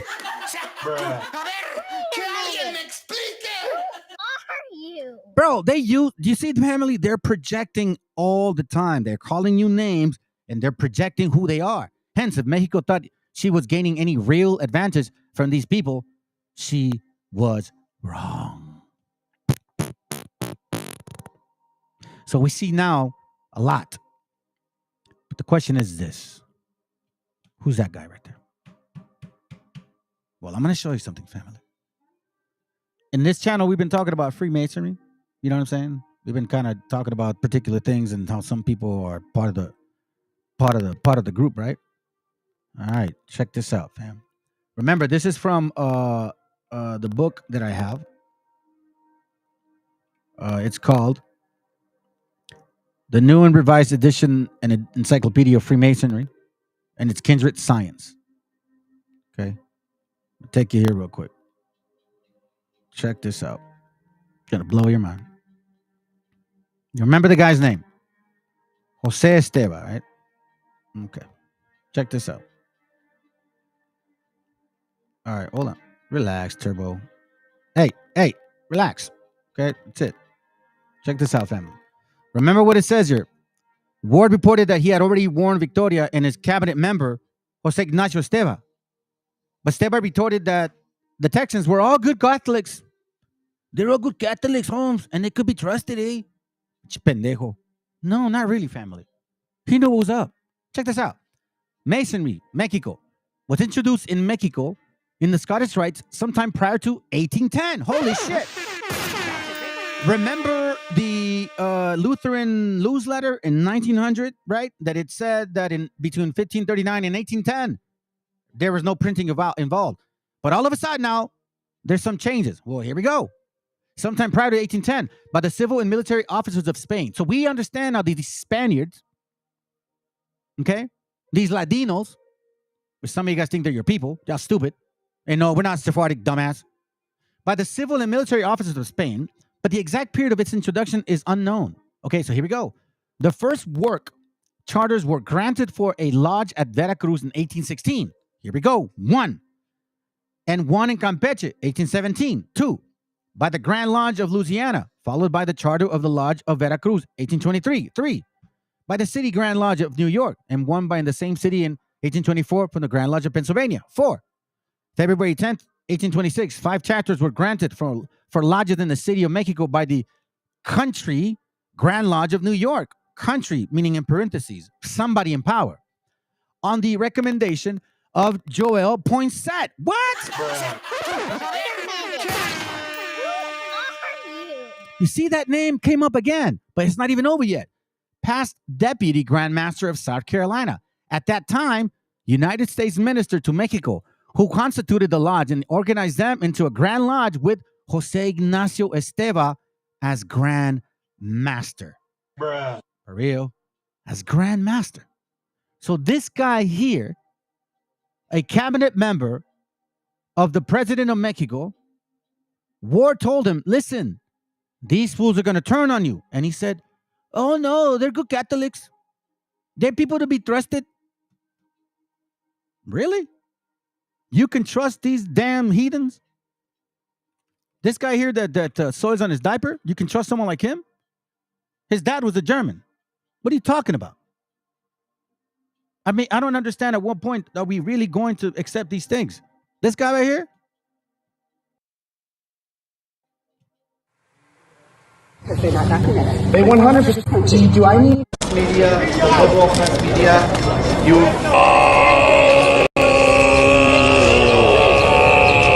Was he Chinese? He's got a umbrella. Chinese. Oh, mon papios. Parasol, Oh, parasol. Sorry. Let's own I'm together. Swedish, bro. I get. Let's. Oh, you're Swedish? You're white? The entire country knows this is nonsense. What did he say? And I cannot wait for the day that we win. We will. We're white. We're white. We're white. The entire country knows this is nonsense. What did he say? And I cannot wait for the day that we win. We will. We're white. We're white. We're white. The entire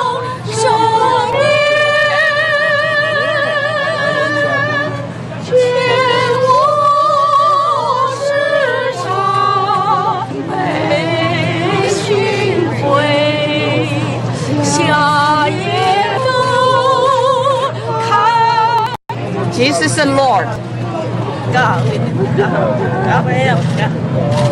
thank you.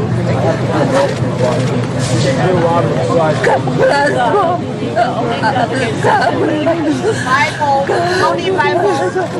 Yeah, Jesus. We need you. You need you. God, we need you. Welcome to another day in paradise, okay? I'd like to testify. In fact, I always testify. I've never not once not testified. It's a mistrial, okay? I missed most of it. I was resting my eyes, okay? They got nothing, and every legal expert says so. You got Jonathan Turner, very respect. He says Trump is innocent. In any way, probably Stormy liked it. You got Janine, the Dersh, Saul Goodman, Ally McBeal, the Lincoln lawyer. And you got Storm and Norman. She says, I banged her in the missionaries. Fake. She's more like Fort Knox in there. No one can get in for 3 blocks. Buttoned up tighter than Tom Fitton. You can't prove it, so none of it happened. But if it did... yeah. But if it did... She came up to me with tears in her eyes and she says, Sir, you have to be the most virile golf champion since Dorfon Golf. And now she's saying it was over very quickly, which, by the way, totally fake, okay? In fact, she faked the entire thing very quickly. No, I don't think so. They don't call me the 3-term president for nothing, if you catch me. That was too funny, man. Oh, shoot. Hey, I forgot about that last part. He said, the Lincoln lawyer, Ally McBeal, she was talking about. That was a show, bro. That was a show. I mean, it's funny, but it's not funny because, quite frankly, this is deeper than it gets. You see, we did not know that ever since this time, these Freemasons were involved, and this Freemason here is the cabinet member for Mexico when it came time to protect this particular region. So now do you understand how important it is to consider facts? This is actually a good link here. For the first time in digital format through the internet, documents for the study of relations between Mexico and the United States that are under custody of the General Estrada Historical Archives or Diplomatic Historical Archives of the Ministry of Foreign Affairs in Mexico. These are 51 books that contain data, details, and circumstances that reveal in light of the correspondence between the protagonists and key figures who participated in 2 historical events that changed the territory, foreign relations, and the economy of Mexico and its neighbors. During the first half of the 19th century, the Texas War of 1835 and the Mexican-American War of 1846. So you see that this here gets really into the details as to what occurred. That's why I had found that information out. But see, I wouldn't have known if I wouldn't read. And that's why it's your job, our job, to make sure that we study these things. Because if we don't, then guess what? You're not going to realize who was part of this game. I'll give you an example. Let me see this real quick. Go back to your own. Here, right here. All right. Let's continue. Let's continue because we're moving. Hold on. No, don't move. Check this out. So we see this here, right? We heard about this. Let's go. Country. What else? Come on. See? Yeah, go back to Mexico. You know, my very first video on this account was in response to this type of behavior. And in that video, I stated this, that the difference between indigenous people of these lands and foreigners is that your ancestors either met the boat or they came over on it. Now, I know that rubbed more than a few people the wrong way, but not a single person has been able to dispute that one basic truth. And to that truth, I'd like to add one more. Now, this applies whether you're first-generation immigrant or 25th generation, whether your family came over on the Mayflower or wrote the Declaration of Independence itself. On behalf of my ancestors and the indigenous blood that runs through my veins, as long as there is one single drop of indigenous blood on these lands, you, your ancestors, and your descendants to that blood, you will always be foreign. I did not stutter. That's right, brother. That is so true, bro. Let's continue. Because if you really think about who's involved in this here, now we know that who had something to do with this particular fire here. Jose Ignacio Esteva, the Grand Master, a Masonic body. Both New York and Scottish rites, however, soon degenerated into the rival politics club, and better functionalism became so strong that in 1833, the authority issued an edict suppressing all secret societies. The bodies met, however, secretly in about 1834. The National Mexican Rite was organized in 9 degrees. So again, remember, family, look, this is from Park Ethnography Program. African explorers of Spanish America. The first Africans from Spain were known as Ladinos, Sephardics, so to speak, or Hispanizados Africans, and were soldiers, servants, and settlers and slaves. Soldiers, servants, settlers, and indentured servants. Rephrase that. They began to arrive in America as early as 15th century, many as auxiliaries to the Spanish and Portuguese explorers, meaning help. Matthew Bristol states, from the very first onset of Spanish activity in America, Africans were both present in voluntary expeditions and involuntary colonists. Many people of African descent initially saw the passage of the New World as a means of bettering their social and economic positions. You see this? Given their numbers and roles in Spanish port cities like Seville, and in their generally depressed economic conditions, it is not surprising that both free and enslaved Africans hoped to improve their lots by crossing the Atlantic in early voyages of exploration and conquest. You have to know the truth, because these are facts. African men and women are part of the number of Spanish expeditions. The Pánfilo de Narváez, a black conquistador who you can find in the Dogs of Conquest, who used dogs against our gente. I think this is important right now because you have to understand what that means. Pánfilo de Narváez expedition of 1528 from Cuba to Florida is one such example. If you read the book called The Dogs of Conquest, you're going to understand what that means. Okay? It's going to make sense to you because once you get the book or download the book or go on the what do you call it? Archives.org, you'll see what this means. Let's go.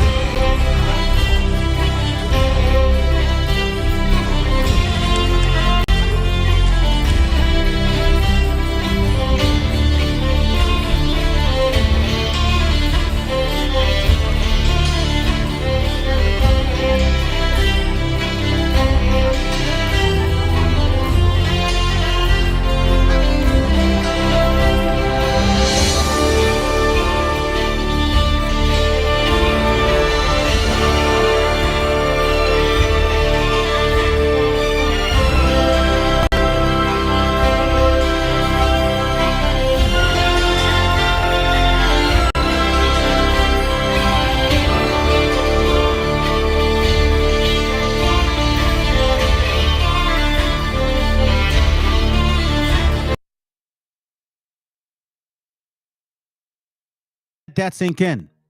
Do not ever forget that ever. African men and women were part of the number of Spanish expeditions. The Pamphilo de Narvaez, the expedition in 1528 from Cuba to Florida, is one example. As you can see, family, and again, every now and then I'll look at it, but this is where you got people being very offended. This is where they actually get offended. I don't like what you're saying. Oh, well, you don't like truth. This expedition included Esteban, perhaps the most notable African male to aid the exploration of North Africa. Juan Guerrido, just example. Esteban, the black man. Conquistadors, militant men. These are the routes that they took. You see this here? You see that big dude right there? Look at that big dude right there, family. He's as big as a horse. This football player, this 6'7" dude. He's sitting on a horse, and the guy's almost as tall as the actual Spaniard. See what I mean? They're coming with armor. We're not. You need to know your history, because this is not just a one-sided affair. There is something called black nobility. The majority of black slave owners were members of the mulatto class, and in some cases were the sons and daughters of white slave masters. Many of the mulatto slave owners separated themselves from the masses of black people and attempted to establish a caste system based on color, wealth, and free status. According to Martin Delina, the colored community of Charleston City clung to the assumption of the superiority of white blood and brown skin complexion. Why do you think they're trying to say they're the people of this land? These mulattoes of the old free black elite.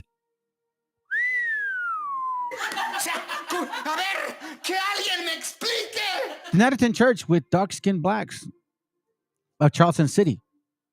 They not only formed congregations which excluded freed men of dark complexion, but they also married among other mulattoes to keep the color in the family.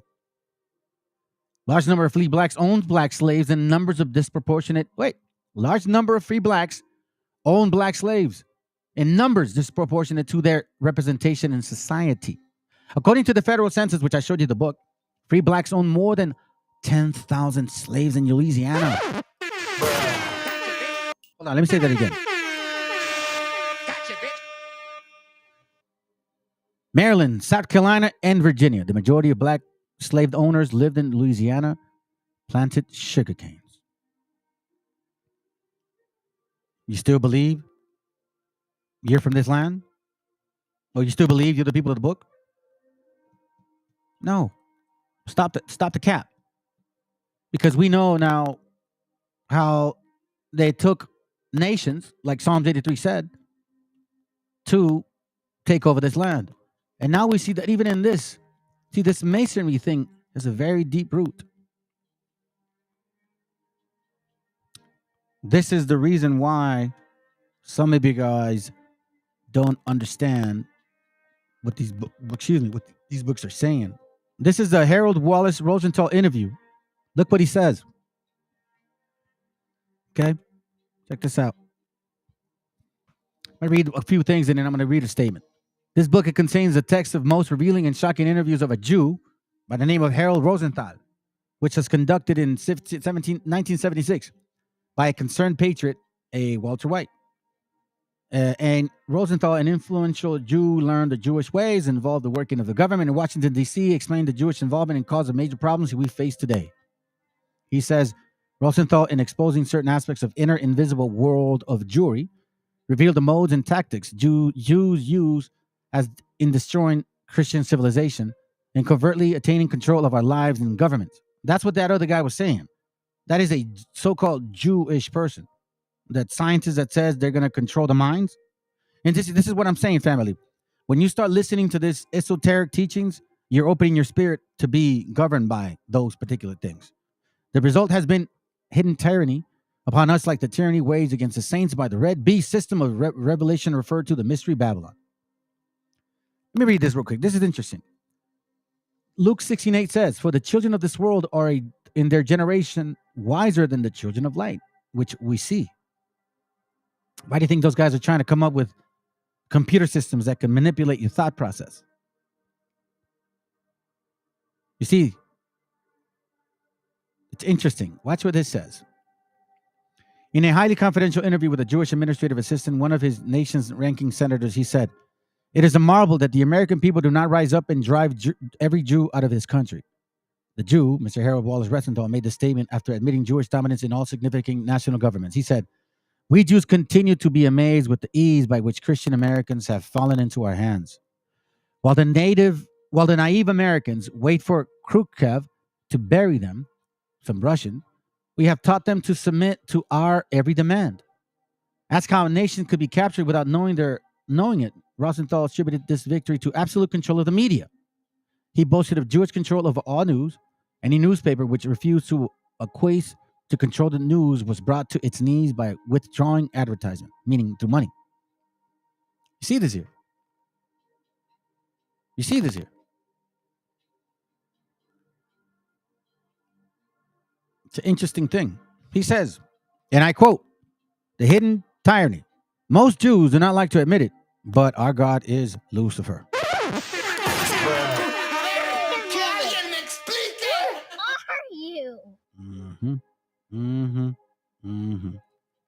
Let's kind of finish this out real quick. Even while he was still alive, his wisdom reached across continents. The earliest Egyptians named him the scribe of the gods.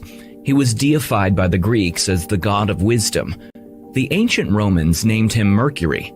Hermes discovered alchemy, which developed into chemistry.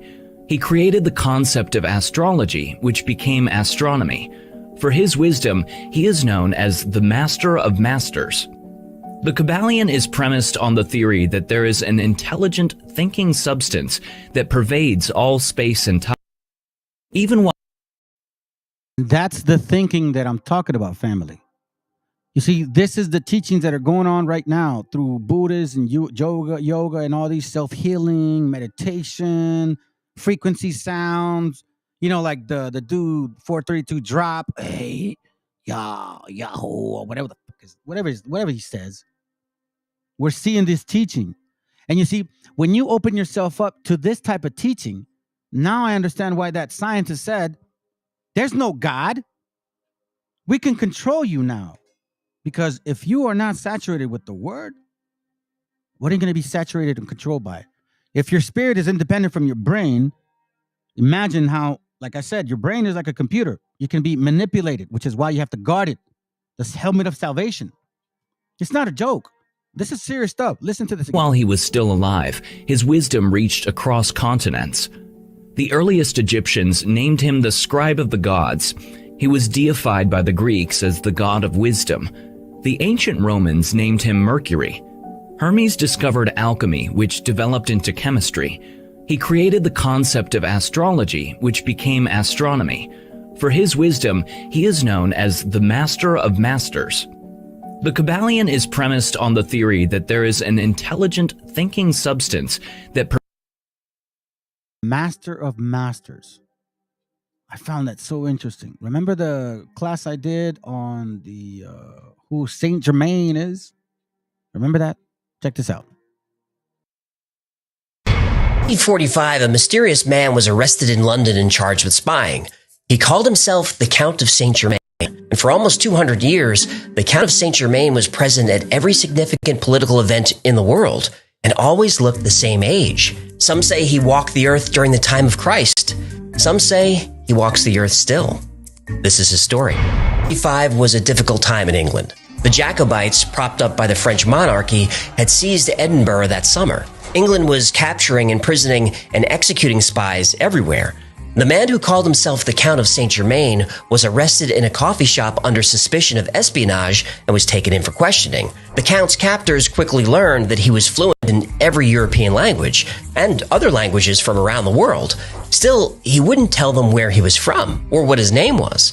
Horace Walpole, the Prime Minister's son, wrote that Saint Germain could sing, compose, and play the violin so well that one would have thought he was a famous musician. Though he appeared about 45 years old, nobody had seen him before. While in custody, he gave details about historical events that only an eyewitness would know. Saint Germain's jailers found him extremely odd. And during this time of rebellion, foreigners in England were imprisoned simply for being foreign. Yet somehow, without giving his real name, age, or place of birth, the Count of Saint Germain was set free.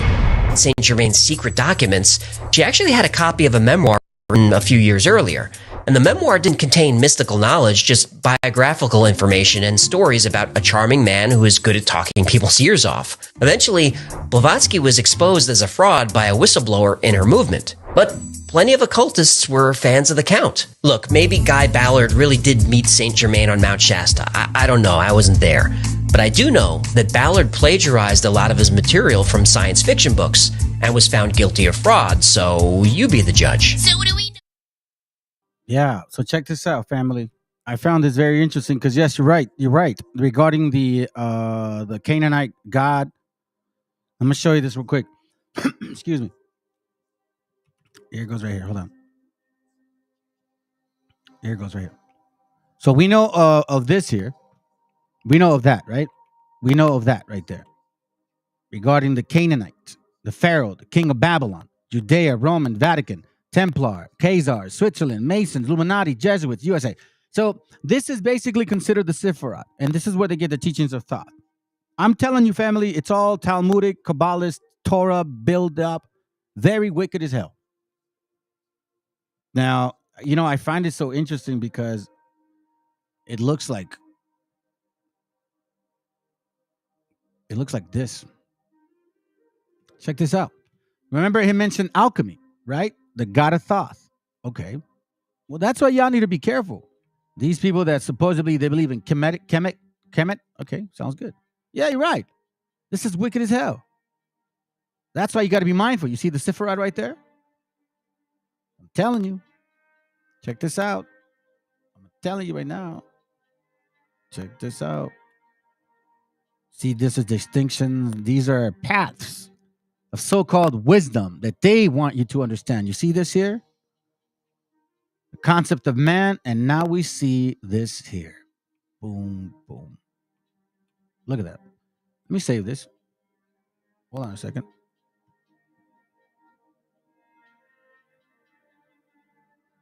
Egyptian tree of life. Because that's what it is. Egyptian tree of life. So check this out.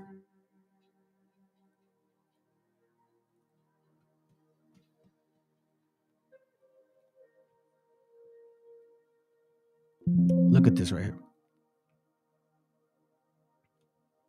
See? Now look at this right here. Ein Sof. Remember, brothers, I told you that in the Kabbalah, the actual book, this right here, I showed you in this book, it talks. Hold on.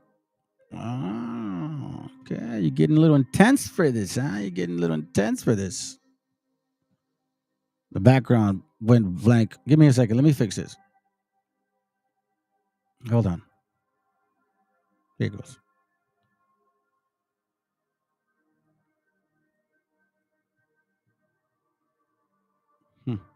Weird, but it's all good. It's all good. You're not going to confuse me, bro. I know you're trying to be demonish. I know you're trying to be demonish. Demonish. Check this out.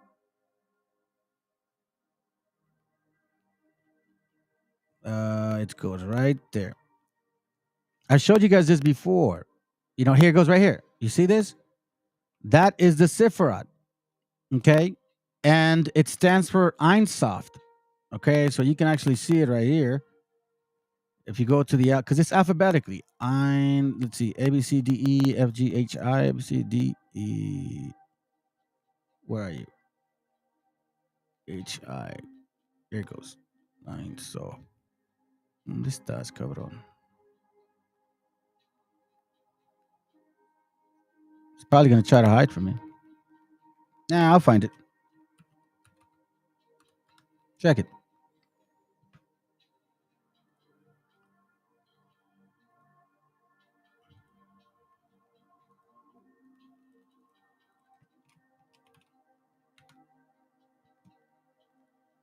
I may not be able to find it, so let me do what I typically do.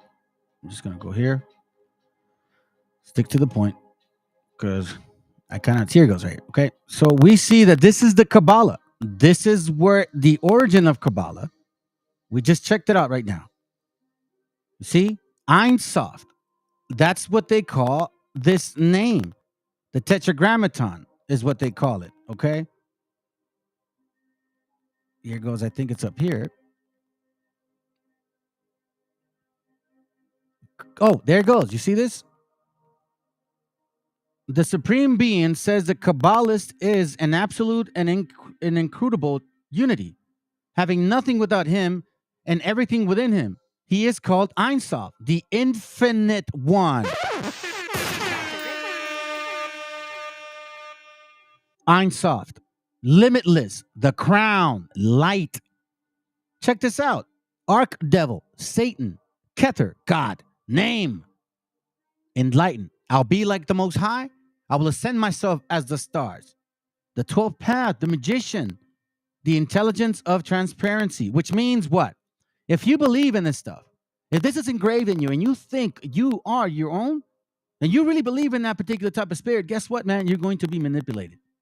And I'm telling you right now that this is what they consider doing.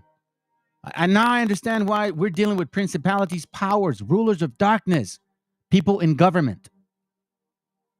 Archive devil. That's why they call it evolution, evil solution. There's no evolution.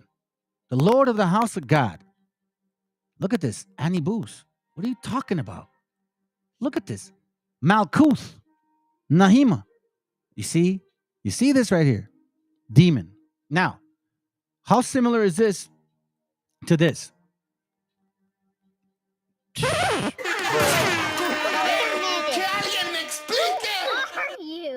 Now you understand how deep the rabbit hole is, family. Ein Sof, the Supreme Being, the Kabbalist concept. And this is what a lot of you actually believe in, and you don't even know it. This is what Saint Germain teaches also. The concept of Sophia, this is all part of it. Why do you think I showed you this video? It's important. These things matter, man. Look at this. Now hopefully, this video makes more sense. One of the features of this fourth industrial revolution is that it doesn't change what we are doing, but it changes us. The difference of this fourth industrial revolution is it doesn't change what you are doing. It changes you. If you take genetic editing, right. Just as an example, it's you who are changed. And of course, this has a big impact on your identity. Yeah. And offers certain kinds of possibilities that have to be careful about. You know, when you began to do that kind of gene editing, some people worry that you are changing what it means to be human. That's the problem. And of course, the new industrial revolution offers us many opportunities, but it raises manifold questions on the ethical, but even legal implications. And we have to be prepared for it. And that's what we want to do in Davos next year. Talk about technology and how the ways it can be deployed, that contribute to growth rather than exacerbate unemployment. How will that implement itself? It's a big question mark because there is a fear that technology, robots, just to take one. Yeah, you gain productivity from machines. Exactly, and it replaces maybe the workforce or jobs faster than we can replace them. Humans are now hackable animals. Let that sink in for a moment. Humans are hackable animals. What does the Talmud say? What does the Mishnah say? It's in here too. In case you don't know, let's look for it real quick. Check this out. Check. Oh, you're gonna play games with me now, huh? Okay, I see. Yep, I can see a little bit of issues going on in the back end here, but it's okay. Check this out, family. Let's get a little idea of what this Talmud is. That's why when people say certain people are your people, and you're like, well, they study this shit. What are you talking about? How in the world could they be the people of the book, succeed and be on the right side with the Most High, if they're over here teaching all this stuff that has nothing to do with the Bible? They created their own books, their own understanding, their own teachings. The Talmud, the Mishnah, the Zohar. And you're nah, bro. You can be that shit. You are, not me. And if that don't make me a Hebrew, then it don't make me one, bro. And I'm good with that. Check this out, fam. What is the understanding of this book here? Talmud, Hebrew, signifying doctrine. The Jews say that Moses received on Mount Sinai not only the written law, which is contained in the Pentateuch, but an oral law, which was first communicated by him to Aaron, then by them to the 70 elders, and finally by these people, and thus transmitted by memory from generation to generation. Supposedly oral law. This oral law was never committed to writing until about the beginning of the 3rd century. What a coincidence, right? When Rabbi Yehuda, the holy, finding that there were a possibility of it being lost from the decrees of the student of law, collected all the traditional laws into one book and called it the Mishnah, a word signifying repetition, because it is, as it were, a repetition of the written law. Then the Mishnah was once received with great veneration, blah, blah, blah, blah. We see this here.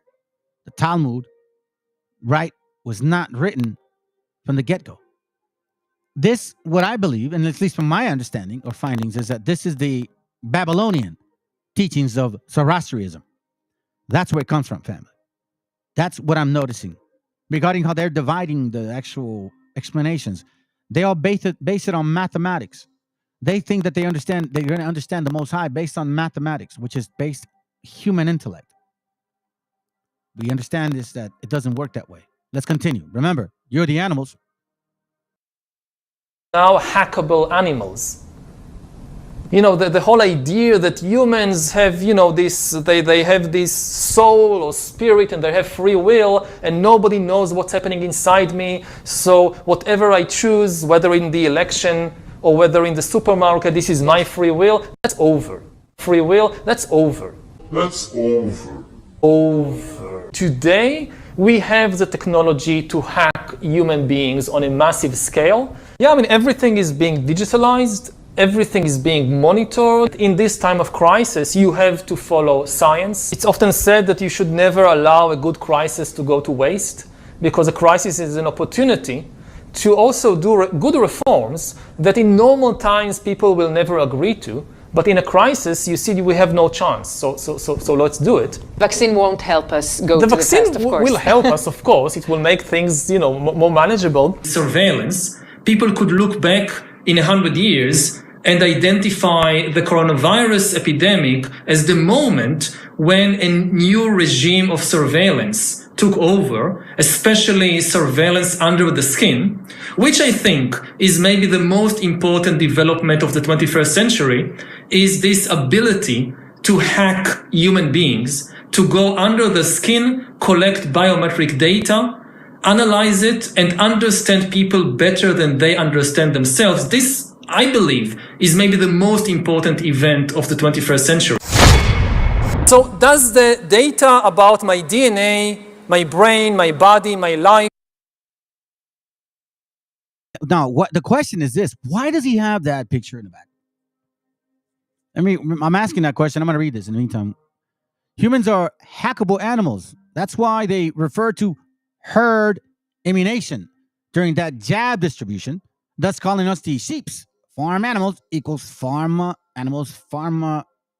Remember that scripture? Pharmasuka. What is it? Revelation 18, I believe. Pharmakia. They call it, right? And through their pharmakia, I think it's this one. To their enchantments, they call it. I cannot remember. If you guys know the scripture, please, by all means, let me know. But again, why do they have this picture up here? Let me show you something. This is interesting. Okay, this is from that book I was showing you earlier. All right, here it goes. All right, hold on a second. I don't want to lose the page. Page 8. Okay, let me show you something. Harold Wallace Rosenthal interview, 1976. All right, we're going to go to page 8. Check this out. It says here, we have castrated society through fear and intimidation.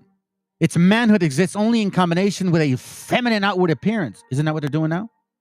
Androgynous concepts. Being so neutered The populace has become docile and easily ruled. As all geldings in nature, their thoughts are not involved with the concerns of future or their prosperity, but only with the present toil and next meal. Think about that for a moment. Let me go to page 2 real quick. Where are you at? Let me see if I can find it. Hold on. Is it in here? Yep. Hold on a second here. There goes Jew. There it goes. Here it goes. Right here. Check this out. This is what I didn't read at the end. And I should have. It says here, where are you at? This, hold on a second. This submission. Is it in here? Give me a second, family.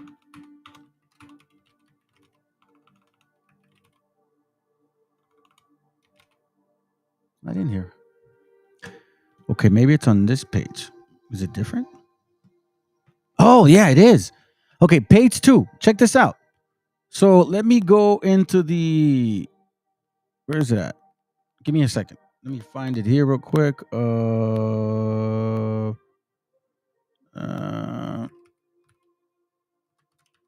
Okay, here it goes right here, okay? The Jew, Mr. Harold Wallace Rosenthal, made the statement after admitting Jewish dominance in all significant national programs. He said, we Jews continue to be amazed with the ease which Christian Americans have fallen into our hands, while the naive Americans wait for Khrushchev to bury them, taught them to submit to our every command. You see, while the naive Americans wait for Khrushchev to bury them, taught them to submit to every command. This submission must be made possible. The gradual adoption of Talmudic concepts as being Christian. Gotcha, bitch. I told you. That's why you guys need to be mindful, thus producing a Jewry society. And it is what Rabbi Martin Siegel calls the Judaization of Christianity. Family, do not be fooled. This is literally going on right now. And people are complaining. Well, guess what? Don't feel sorry for them. Because we've been getting this shit for years. They're just trying to figure it out now.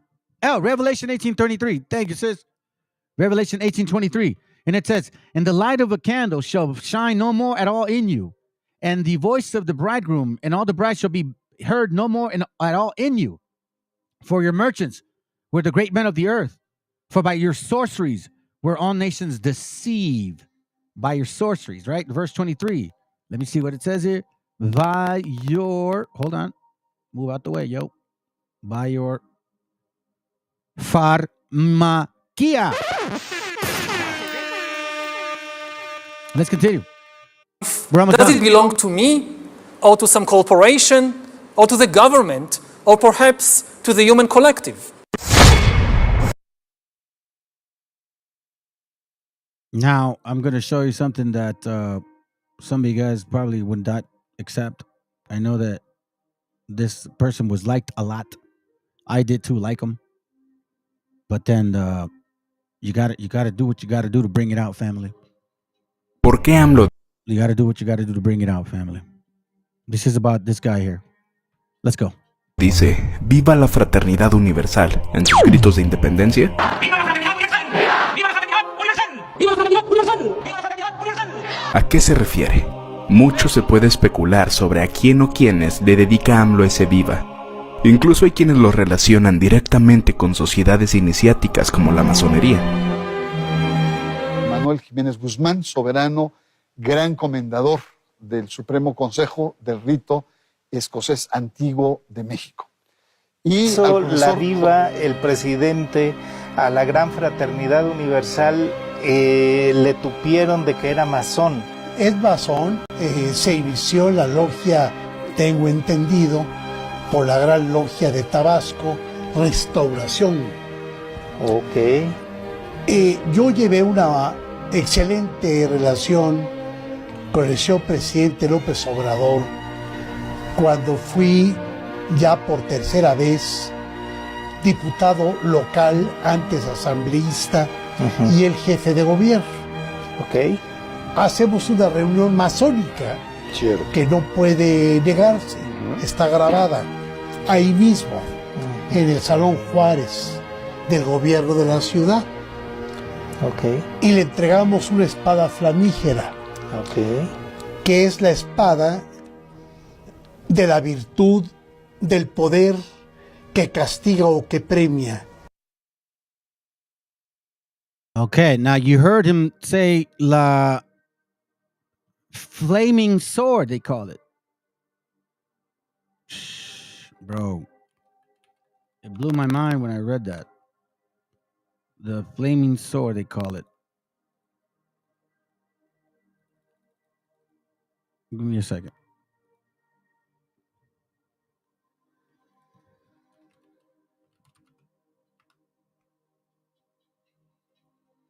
Is it flaming, I believe? Where's it at? There it goes. You see this? Let me play it again because he said it. Okay, let's listen to it again. Del gobierno de la ciudad. Y le entregamos una espada flamígera. He says that que le entregaron una espada flamígera, a flaming sword. So it says here that a flaming sword whose blade is of a spiral or twisted form is called by the heralds a flaming sword. Now, I want to show this to you. Not for any particular reason, but I find it so funny that this would be of a particular topic. I want to show you this real quick. This is from the Mysteries of the Mexican Pyramids. And here we see like a type of, I don't know, but that's what they mean the sword is like. It's swirling like that. It's spiraling around, and that looks kind of like the sword that they're talking about, except it's not like just smooth. It's got shapes on every corner. Here, sharpness. Here it goes. A sword whose blade is of a spiral or twisted form is called by the heralds a flaming sword, like a snake, for its resemblance to the ascending curvature of a flame of fire. Until very recently, this was the form of a Tyler's sword. Careless and ignorance has now in many lodges substituted it for a common sword of any form. The flaming sword of the tiller refers to the flaming sword which guarded the entrance to paradise, as described by Genesis 3:24. Let's read that real quick, in case you guys don't know. Genesis 3:24. And let's read it in the Sefer 3:24, and it reads, So he drove out the man, and he placed at the east of the garden Eden cherubims and a flaming sword, which turned away the guard of the way of the tree of life. Gotcha, bitch. Do you see what I'm saying? There's some deepness in this. So he drove out the man, and he placed the east of the garden of Eden cherubims and a flaming sword, which turned every way to keep the way of the tree of life. And as Rafal has translated it, the flaming sword which revolveth to guard the way of the tree of life. Its former times where symbols and ceremonies were more respected than they are now, when collars were worn, and not ribbons in the buttonholes, and when the standing column of the senior warden and a recumbent one of the junior during the labor, to be reversed during refreshments, were deemed necessary for the complete furniture of the lodge. The cavalry sword was unknown as a Masonic implement, and the tillers always bore a flaming sword. It were better if he could get back the old custom, which, again, we see it right here. Que es la espada de la virtud, del poder que castiga o que premia, y que solo el jefe de la masonería puede mantenerla. Y está en el libro de la ley. La espada flamígera tiene un significado. Entramos a su oficina y dijo, esta espada estará en mi credenza, para que siempre recuerde que soy liberal. Es una secta secreta que ha sido sin duda la más influyente y de más larga historia en Occidente, como mínimo, ¿no? Con una enorme repercusión en la política, pero sobre todo lo que yo siempre destaco es la repercusión que ha tenido en el pensamiento occidental, en el cambio de valores sistemático que ha ido buscando desde que existe en el siglo XVIII hasta la fecha. Así que esa transformación de la civilización occidental, en primer lugar, sobre todo ese cambio de paradigma, de valores, de creencias, en buena medida se debe a la acción de la secta. En grados hay 33, según en cuales las connotaciones religiosas anticristianas están muy claras. He puesto el ejemplo de uno que conozco bien y que he solido llevar lo publico en mi libro sobre el tema también, tomado, insisto, de don Manuel Guerra.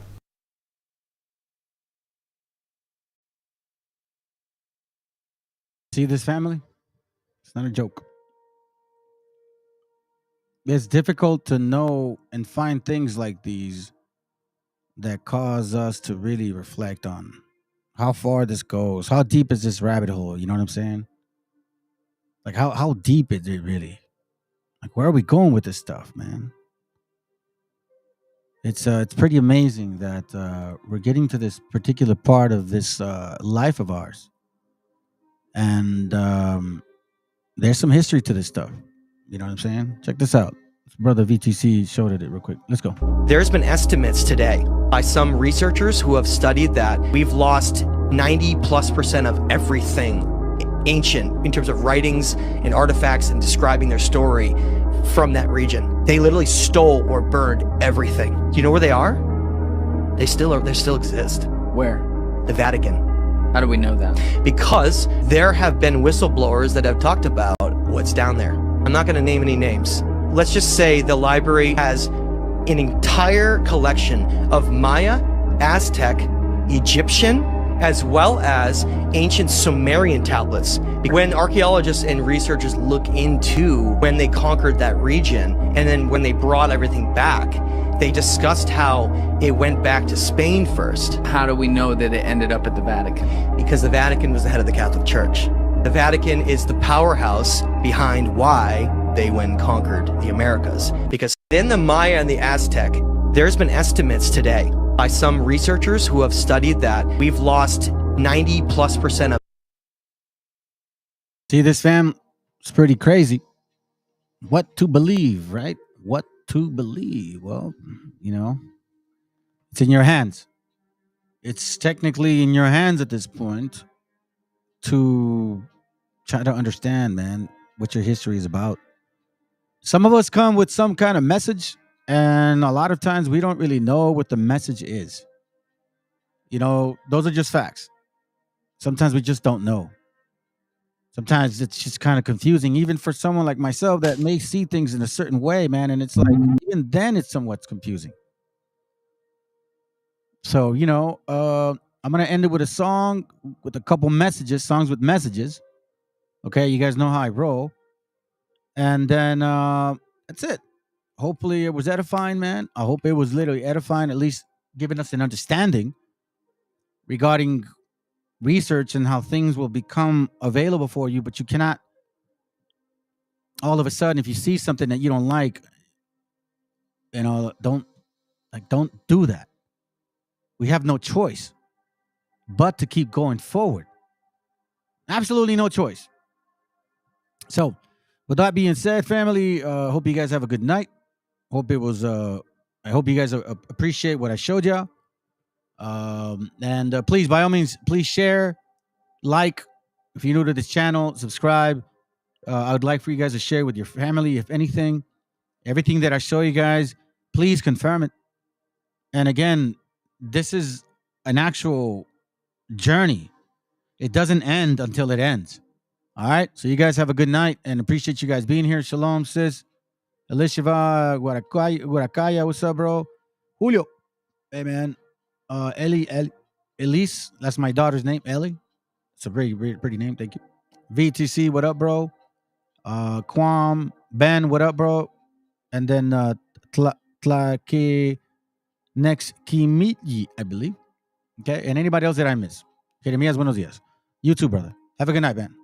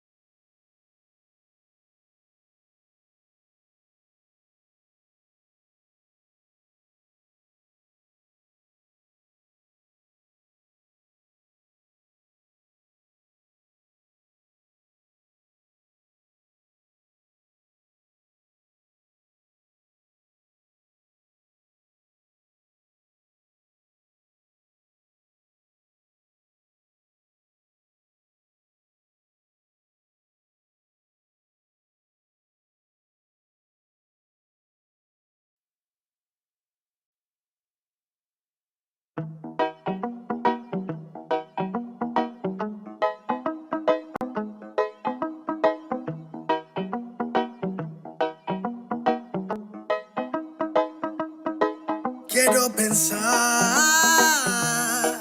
pero no puedo, no. El ruido en la ciudad está consumiendo, Quieren pensar sin ni siquiera estar al mando. Tanta publicidad subliminal te está matando. Les cuesta decidir por sí mismos cuál es su mando. Publican sonrisas con el corazón llorando. Quieren brillar, pero sin tener que valerse de tener sus ideas propias. Los veo a todos igual, solo son la réplica de la imitación de una triste copia. Obedece, la vida es un suspiro y envejeces. Te dejas distraer por estupideces y pierdes el eje. Te duele por dentro, entonces te creces, pero aceptas mucho menos de lo que mereces. ¿Y quién te ha dicho a ti que no puedes pensar sobre lo que decís, sobre cómo actuar? Lucha por ser feliz sin a nadie dañar y solo así podrás brillar. ¿Y quién te ha dicho a ti que no puedes pensar sobre lo que decís, sobre cómo actuar? Lucha por ser feliz sin a nadie dañar y solo así podrás brillar. Conserva tu juicio y tu intuición, más activos que el que lucha por lo suyo y no se rinde. Yo ya sé bien cuál es mi misión, y es contarte que el mal por su propio pie pronto se extingue. No caigas bajo su control, pues por la televisión es normal que mal lo pinten. Tú mantente firme en conexión con la fuente de creación, vivirás siempre de fin de. Dios abre los ojos, dime lo que ves. A tus propios hijos matándose por billetes. Niños mueren cada 2 por 3. Pa' unos es bendición, con otros por su causa pequen. Y yo que intento ser un ser crístico, voy bendiciendo hasta los diablos. Piensan que es cierto el mensaje típico. Dicen que invento lo del engaño. Y mientras lucho contra mis errores, demonios escucho, me ofrecen soluciones, pero sé que hay un ángel que quiere que mejore. Me dice haz un trabajo interno antes de que lo ignores, antes que otra vez llores y se llenen los mares de pena y de dolores, ya que en mi mente no caben. La paz no va en un sobre, somos algo importante. Nunca te revelaste y por eso no lo sabes. ¿Y quién te ha dicho a ti que no puedes pensar sobre lo que decís, sobre cómo actuar? Lucha por ser feliz sin a nadie dañar y solo así podrás brillar.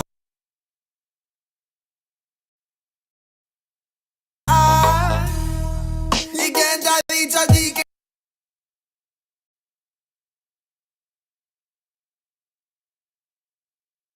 no puedes pensar sobre lo que decís, sobre cómo actuar? Lucha por ser feliz sin a nadie dañar y solo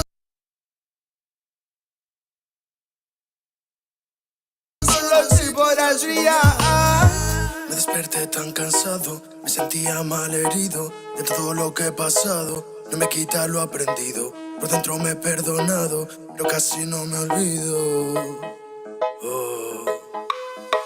Me desperté tan cansado, me sentía mal herido de todo lo que he pasado. No me quita lo aprendido, por dentro me he perdonado, pero casi no me olvido, no.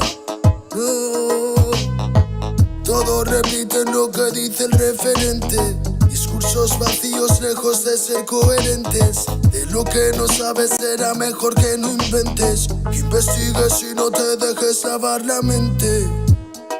¿Y quién te ha dicho a ti que no puedes pensar sobre lo que decís, sobre cómo actuar? Lucha por ser feliz sin a nadie dañar y solo así podrás brillar. ¿Y quién te ha dicho a ti que no puedes pensar sobre lo que decís, sobre cómo actuar? Lucha por ser feliz sin a nadie dañar y solo así podrás brillar. Quiero pensar, pero no puedo, no. El ruido en la ciudad está consumiendo,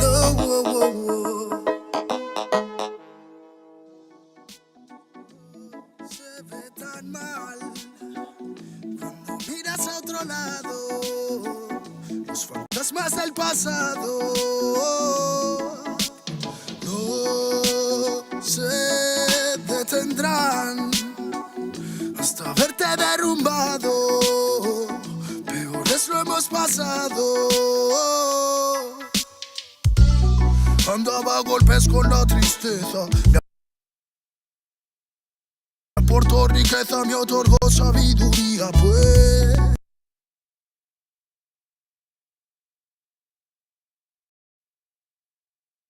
Se dibujaba en todas mis piezas. Yo con alegría le daba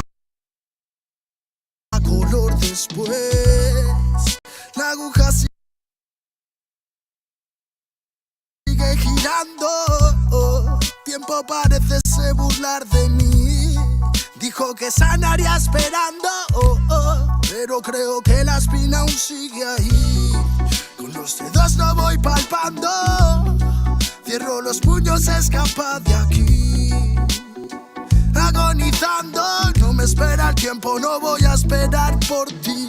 Nuestras huellas en la orilla se han borrado por la marea. Si esas estrellas ya no brillan, las entiendo pa' que veas.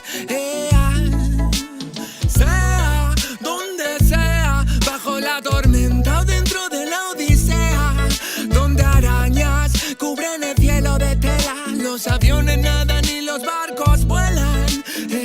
Aunque parezca que va bien, no sabes bien si va mal. Besos que pueden doler, ojos que pueden matar. Tengo mi alma en el almacén encerrada, mi corazón está en huelga, mis sentimientos en ámbar. Gente, Calamala dijo que estaría presente. Fallaron como nunca, se fueron para siempre. Millones razones para vengarme, pero a veces duele más actuar indiferente. Como no quieren ver ahogados, tenemos branquias y cerrados los bronquios como la mente de un guardia. Yo soy la montaña y vine con la cordillera. Más cojones que tu ganga tiene una madre soltera. Tú cúbrete si suena mi tu. A mí la tengo soldado fumando de su palulu. Y un conjuro de grimorio me lo salva del velorio. Pa' tener pila valorio, se matan vestidos de emporio. Y yo no quiero una pistola, estoy soñando que la vida que quería me llega a tiempo. Desde que yo la vi sola, loco ando. Vino a verme cuando el sol se estaba poniendo. Y se dejó una pluma y se perdió en la bruma. Nunca se despidió de mí, nunca se despidió de mí. Vivo en un mundo que parece roto y sé que no, porque todo es perfecto y lo debo plasmar. Me fumo un trocolo tras otro y lo veo todo otro color. Me siento libre porque vuelvo a conectar. Mi gente sufre y no lo puedo evitar, más que dándole consejos siempre desde la humildad. Es su camino hacia la fraternidad. Solo puedo que enseñarles a respetar y amar. Con esta bendición, como no voy a aprovechar los códigos que llegan, los tenemos que aceptar. Si me reencarné fue para ayudar y no para malgastar mi tiempo en beneficio del mal. En la unión nace la fuerza y eso nos hace juntar las ganas que siempre tuvimos para iluminar a la gente que se le ocurra y la malla armonizar. Vinimos para dar fuego a la que no nos va a quemar. Arda y por dentro la llama, no puedo contener la ras. Churruscao el corazón, el armazón no puede llegar a pesarme más. Si abro la boca, tu tumba al suelo, me muelo a diario y sobrado de gas. Escupo ristas perfectas, paladas de versos eternos, no mueren jamás. Cuando acabe mi condena, me vi muy solo y perdido. Cada vez más negra la flema, más elegante el problema, pero planté cara a todos mis enemigos. Recuperé las ganas, las fuerzas y el garbo. Dedico requiems a mis diablos, que aquí estoy vivo de milagro. Delicadas flores crecieron entre los cardos. Me dicen vienes más delgado que de costumbre. Será de tanto que he bailado en el alambre, que a tanta pena es mejor no ponerle nombre. Llevamos la música en vena, nuestra sangre.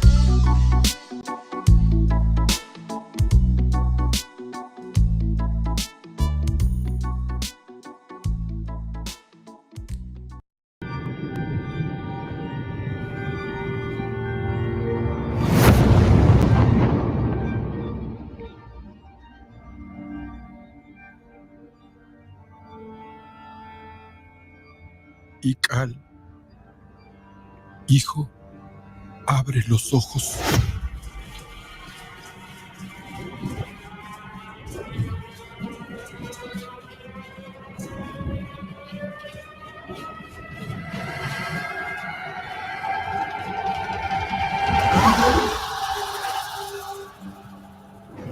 Tu cuerpo se queda con nosotros, pero tu espíritu debe seguir.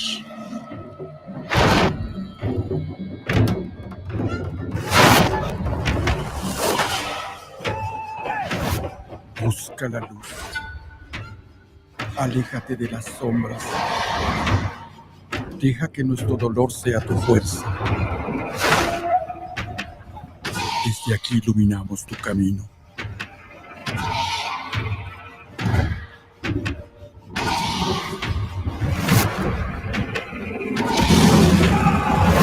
Lucha como nosotros ante esta pena tan grande. Yo soy tú. Tú eres yo.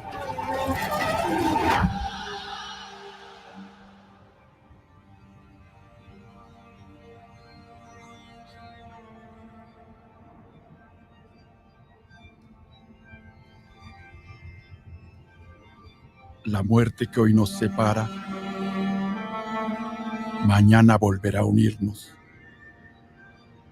Eres libre, hijo.